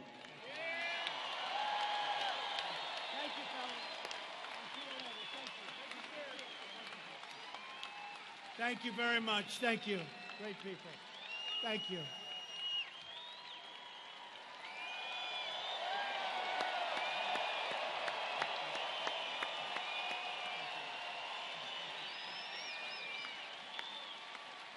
What a group.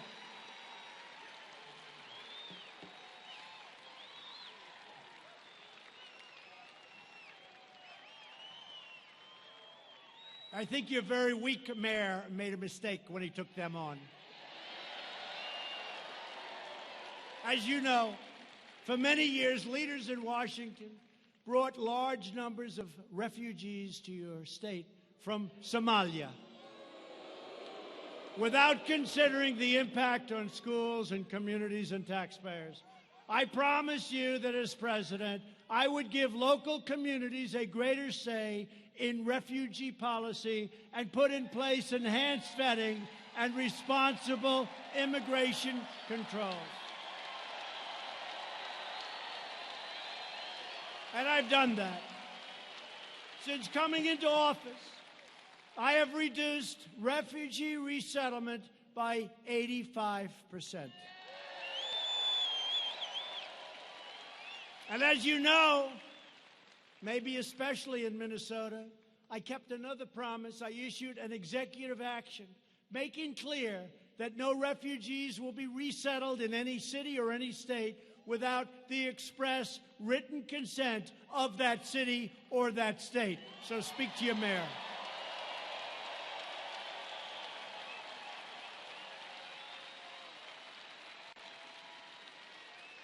You should be able to decide what is best for your own cities and for your own neighborhoods, and that's what you have the right to do right now. And believe me, no other president would be doing that. If Democrats were ever to seize power, they would open the floodgates to unvetted, uncontrolled migration at levels you have never seen before. You think you have it bad now? You would never have seen anything like what they want to do.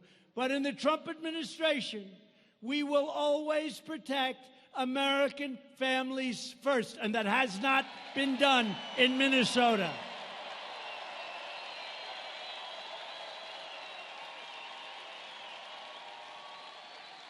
We've also implemented the strongest screening and vetting mechanisms ever put into place. We are keeping terrorists, criminals, and extremists the hell out of our country.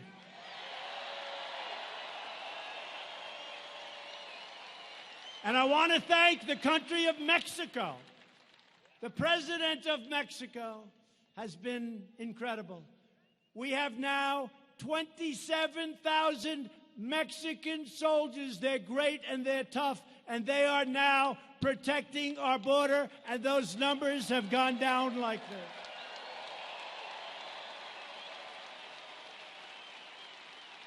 Thank you, Mr. President. We will not make the mistakes made in European countries that allow a violent ideology to take root in our country, on our shores. We're not going to allow it to happen.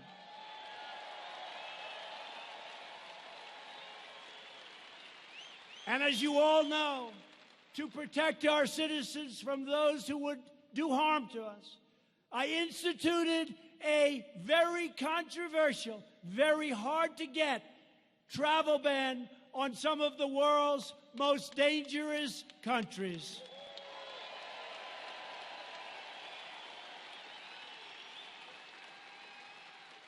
And the other day, one of the fake news reporters in the back said they were talking about the travel ban, and they said, well, you know, the president has lost in court.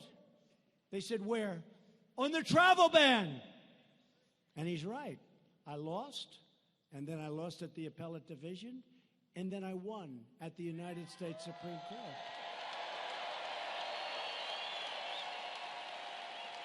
Right? And he knew that, but he said, I lost on the, and he was right.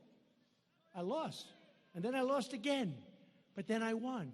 And we have the travel ban. But instead of saying he lost, and then he lost at the appellate, and then he won at the United States Supreme Court, he said he lost on the travel ban. These are very dishonest people. Do you understand that? Very dishonest people. In the Republican Party, we believe that those who seek to join our society must embrace our values, honor our history, and love our people. Democrats also support deadly sanctuary cities, which release dangerous criminal aliens into the heart of your communities, and we're not letting it happen anymore. Republicans believe American cities should be sanctuaries for Americans, not for criminal aliens. My administration is taking historic action to secure the border. We have reduced illegal border crossings by over 60% since May, and we are building the wall faster than anyone ever anticipated it could be built.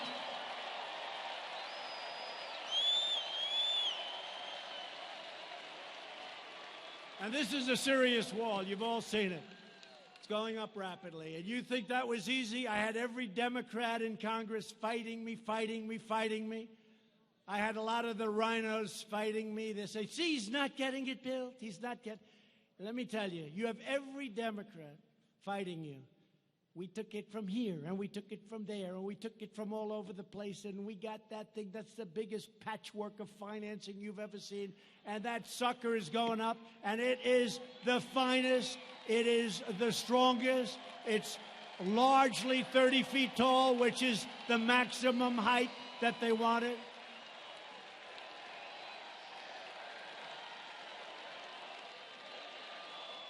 I went to the Border Patrol, and I sat down with 15 representatives of the Border Patrol.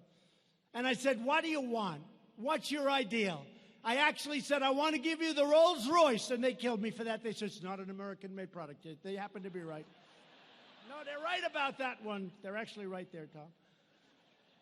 But I said, I want to give you the Rolls Royce of walls. Tell me. And they told me everything. And then we built some alternative walls. We built all different types. We built about 7 of them. And then we had climbers come in. The one that worked the best was the one we're building. It also, unfortunately, the bad news, it's also the most expensive, but we got it for the right price. We got it for the right price.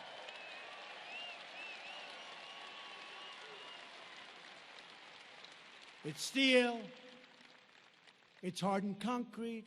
It's deep. It's high. It's a thing of beauty. And it's going to keep bad people out of our country. That's what it's going to do. And the Democrats knew this. Most of the Democrats 4 years ago, they wanted a wall. Now all of a sudden, they don't want a wall. You know why they don't want a wall? Because I want it. It's the only reason. And I just thought of it, you know, like a year ago. I said, man, this could have been so much easier. All I had to do is say, we don't want a wall, and they would have given me all the financing I wanted for the wall. What was I thinking? We're not going to build a wall, and they would have forced me to build it. I would have. Under this administration, we are also ending the endless wars. We have to do it, folks. We have to do it. We have totally defeated the ISIS caliphate, and I did that in rather quick time, if you remember. Because we have the greatest fighting machine now. When I came in, it was totally depleted. We have great generals. We have great war fighters. And they did it so fast. I flew to Iraq. I met with the generals, right? I met with the generals. I said, I hear it's going to take a year to 2 years. Sir, we could do it in 2 weeks. I said, what? They don't let us fight, sir. They don't let us fight. We want to fight. They don't let us fight. I said, I let you fight. I said, how come if they say it's going to take anywhere from a year to 2 years, you say you can do it so quickly? He said, sir, we're going to hit him from the front. We're going to hit him from the back. We're going to hit him from the sides, from underground, from overground. We're going to hit the hell out of him. And they did. And we won very quickly. But from now on, we want to fight where it is to the benefit of the United States of America, not to the benefit of other countries. And we will only fight to win. We're only going to fight to win. We don't fight to win. We don't fight to win. The Turks have been fighting with the Kurds for 2 centuries. And Turkey, as you know, is a NATO ally. But I've been rough on them. We've defeated 100% of that ISIS caliphate and no longer have any troops in the area. We don't have any troops. The troops have been pulled out, where Turkey is carrying out now a very tough campaign against the Kurds. Get them out.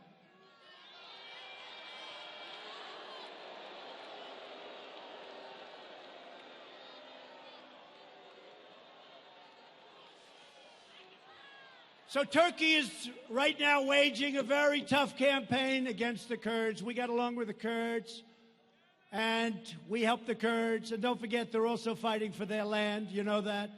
But they're fighting. So we have 3 choices. You ready? Here are the 3 choices. We don't have any soldiers there because we've left. We won. We left. Take a victory, United States. We left. Take a victory. Take a victory. Bring our troops back home. I told the story yesterday. I have to sign letters. It's the hardest thing I have to do. I sign letters. Dear Mr. and Mrs. Smith from Arkansas. Dear Mr. and Mrs. Jones from Alabama.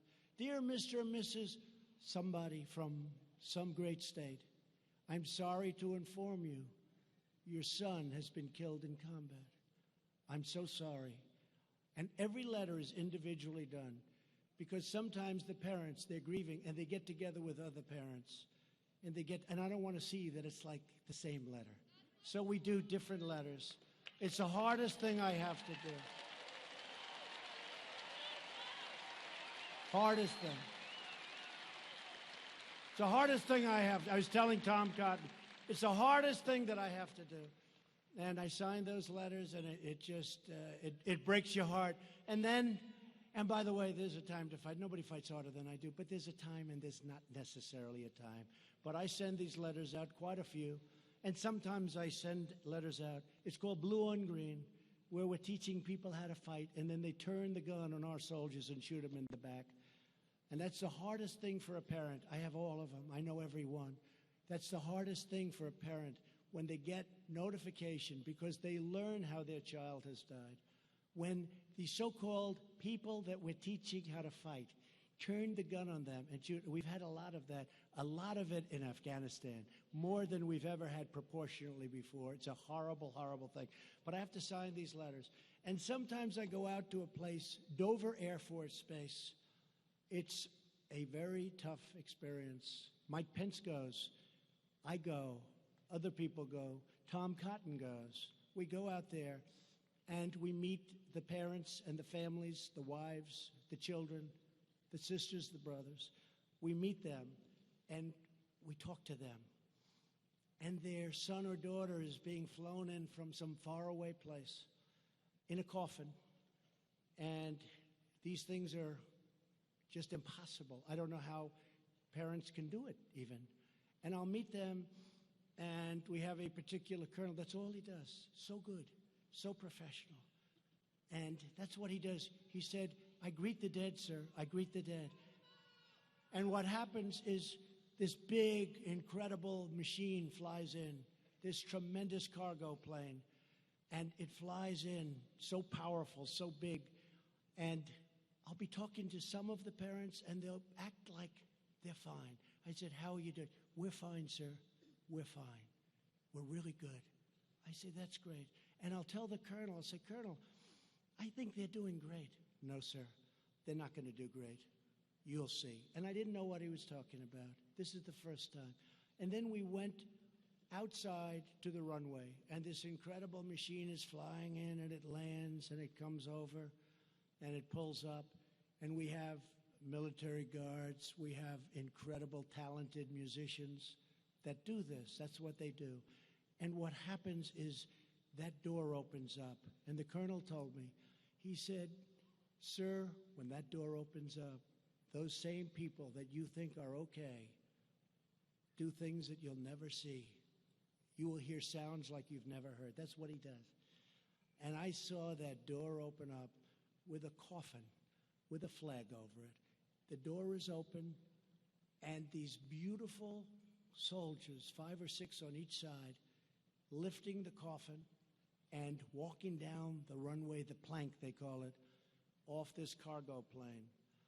And I see parents make sounds that were just 20 minutes ago absolutely fine, make sounds, scream and cry like you've never seen before. The colonel was telling me that, sir, you'll see things that you've never seen before. A mother who was fine 20 minutes ago, you think, breaking the military line and jumping off and then jumping onto a coffin of her son or her daughter. Jumping on top of the flowers, on top of the American flag. I've seen this. And then I have all these people that want to stay. They want to stay. And I don't want to stay. We were supposed to be in Syria for 30 days. We've now been there for 10 years. We were supposed to be in Afghanistan for a short period of time. We're now going to be there for close to 19 years. It's time to bring them home. It's time to bring them home.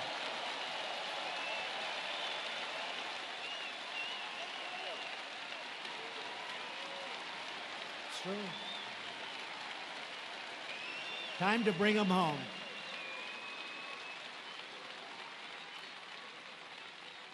We've done our job. We've defeated everyone that we're supposed to defeat. And now we are policing. We are now policing. That's what we're doing. We're policing. And that, as I said, no more respect for the police, but these are military people, and those are police. But we are now policing. We're not fighting, we're policing. And you know what? After all of these years, and one other story, and I have to tell you, I go to Walter Reed on Friday, and I do it quite often. I gave out 5 Purple Hearts, and I meet people that are so beautiful, so amazing. I met 5 warriors, and one was so badly hurt with a loss of arms and a leg. Another one, they're just very, very devastated. But these are great, great people. And I gave out the Purple Heart, and I see the parents, and I have to say, Walter Reed, I want to just say the doctors there, the job they do. You know, you hear so many complaints about the doctors and about the vets and the vets' care, and nobody's done better. We got choice for the vets. We did things for the vets that nobody thought would be possible.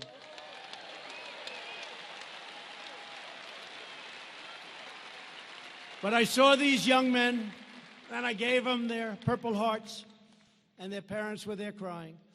And one of them was so amazing. I said, what's your problem? Sir, my face was blown apart. My nose was absolutely just blown apart. He said, sir, it's incredible. And I looked at him and said, that's the most beautiful nose I've ever seen. What do you mean? He said, a doctor worked on my face for 10 hours in the field. He said there were 1,000 fragments. Now, I don't know if that's right, but, well, a lot. He meant a lot. He said there were 1,000 fragments. He rebuilt my nose with glue. He glued the bones together. He rebuilt my nose. I say, you have the most beautiful nose I've ever seen, and it's true. And his father came over to me. He said, sir, father was crying. He said, sir, honestly, my son looks better now. He said, my son did not have a good-looking nose. Now look at it. It's beautiful. It's beautiful. But these doctors at Walter Reed and these Army and Marine and the medical doctors, they are unbelievably great people, and they see sights that you and I hopefully will never see. They see things that nobody will ever see, and there's nobody like them, and I have to give a shout out to those people. There's nobody like them.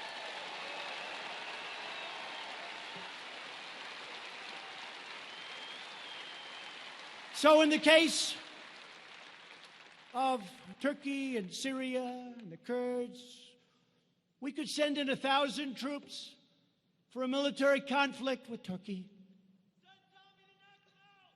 No, you don't want to do that. We could hit Turkey very hard financially.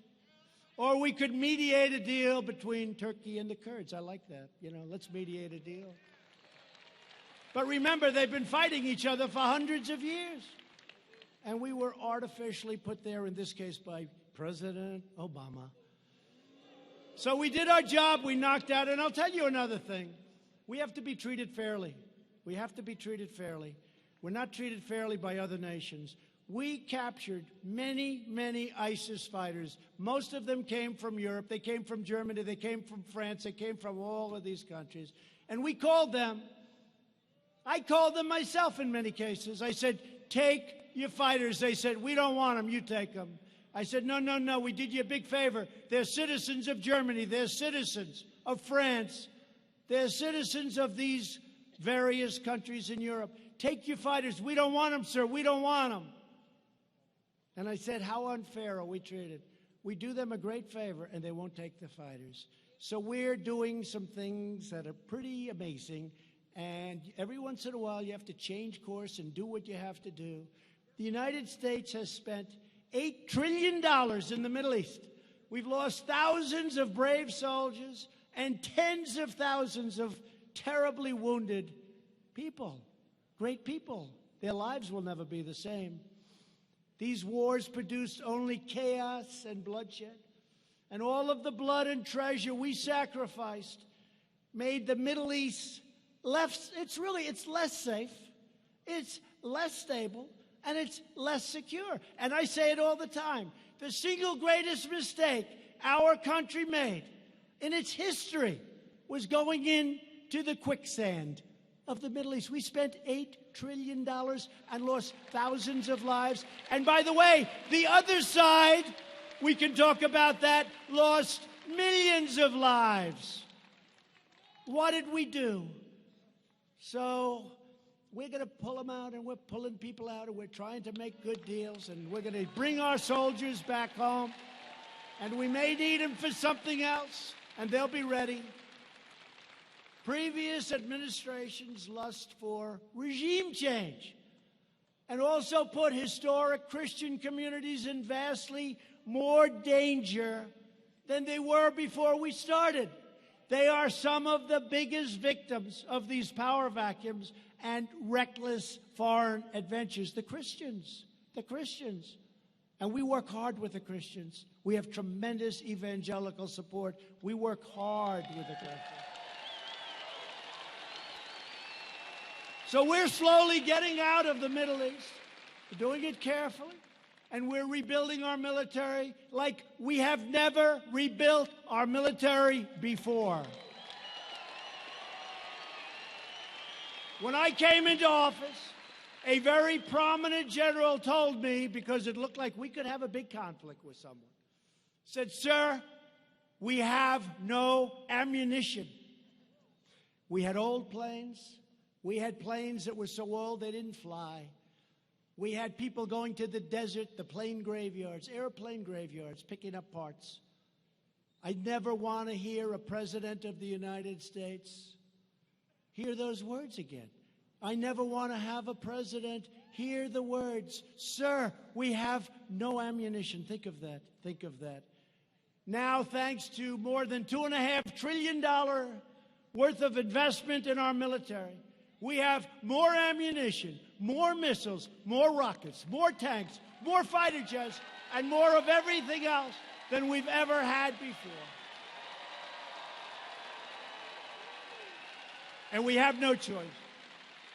You look around the world and we have no choice, unfortunately. And the Democrats want to dismantle our military.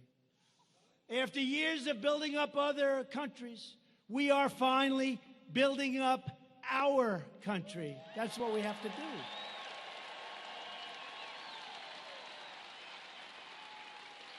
We're replacing the disaster known as NAFTA with the brand new U.S.-Mexico-Canada agreement, USMCA, a giant victory for our farmers, ranchers, workers in Minnesota.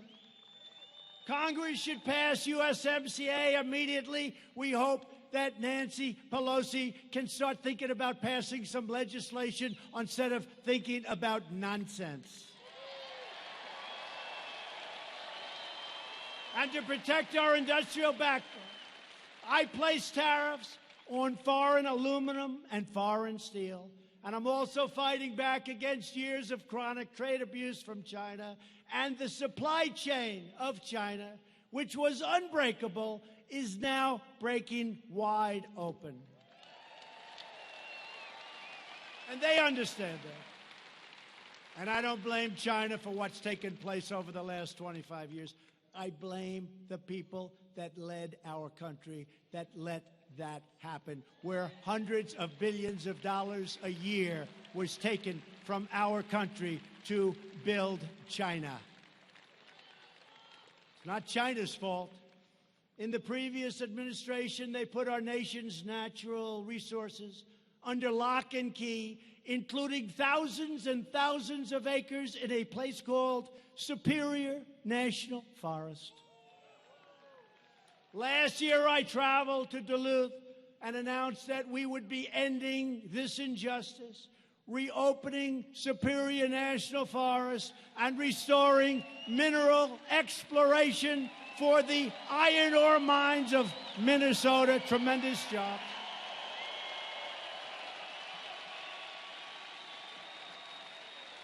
And now the Iron Range is back in business.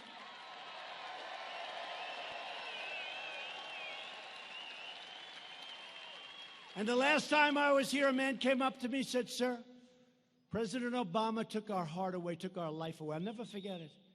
A man, strong guy, had tears in his eyes. He said, "You gave us back our life because they took it away from him. We gave it back." Best iron ore there is anywhere. My administration is also fighting the Democrat socialist health care agenda that would obliterate Medicare. Republicans will protect Medicare, and we will always protect patients with pre-existing conditions. And for those of you that have private health care, health insurance, 180 million people, they are going to end it, obliterate it, and most people are thrilled with it. We are going to leave it. You're going to have your plan the way you want it, and there's no plan like those plans. Virtually every top Democrat also now supports late-term abortion, ripping babies straight from the mother's womb right up to the moment of birth. And that is why I've asked Congress to prohibit extreme late-term abortion, because Republicans believe that every child is a sacred gift from God.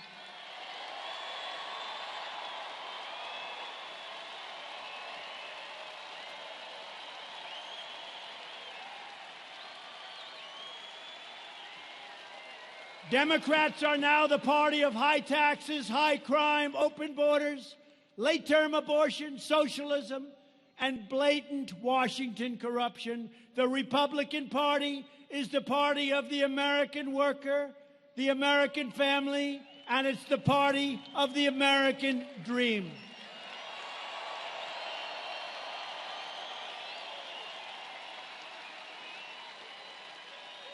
For years, you watched as your politicians apologized for America. You remember that?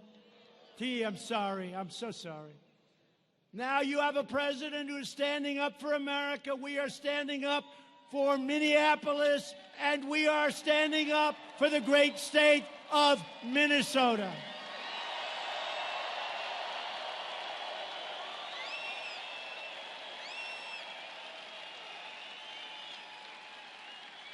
We begin this political campaign with the best record, the best results, the best agenda, and the only positive vision for America. We begin this campaign with, right now, almost 3 years of perhaps the most successful administration in the history of our country. Together, we will help millions more citizens, from welfare to work, from dependence to independence, and from poverty to prosperity. With your help, we will re-elect and we will elect a Republican Congress to create a safe, modern, fair, and lawful system of immigration. We will enact trade deals that ensure more products are proudly stamped with that beautiful phrase, made in the USA. We will achieve new breakthroughs in science and medicine, finding new cures for childhood cancer, and ending the AIDS epidemic in America within 10 years. Nobody thought that could be done. Going to be done. We will defend privacy, free speech, free assembly, religious liberty, and the right to keep and bear arms.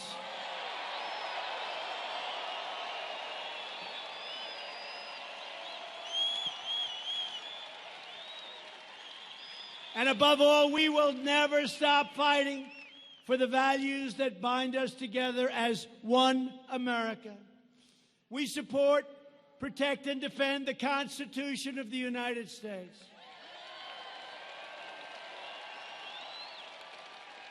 We stand with the incredible heroes of law enforcement.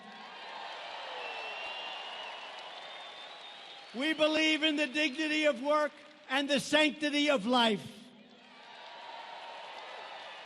We believe that children should be taught to love our country, honor our history, and always respect our great American flag.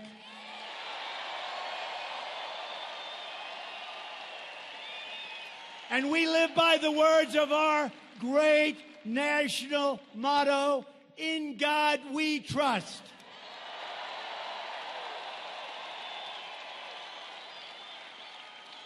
We stand on the shoulders of American patriots who built this country into the greatest nation ever to exist in history.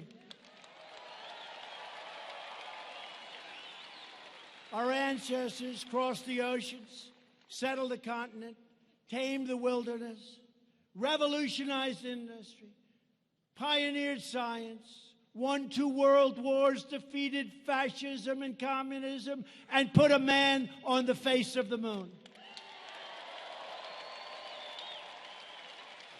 Proud citizens like the people of Minnesota helped build this country, and together we are taking back our country. We are returning power to you, the American people. With your help, your devotion, your drive, we are going to keep on working, we are going to keep on fighting, and we are going to keep on winning, winning, winning, winning.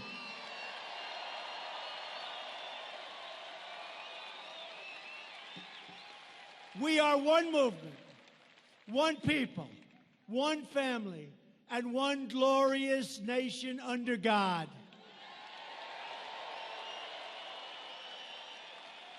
America is thriving like never before. And ladies and gentlemen of Minnesota, I will tell you this with great certainty, the best is yet to come.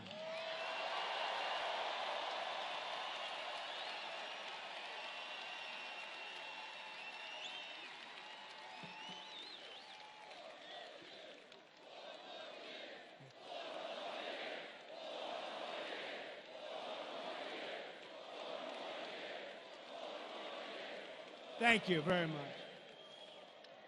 And just in concluding, together we will make America wealthy again.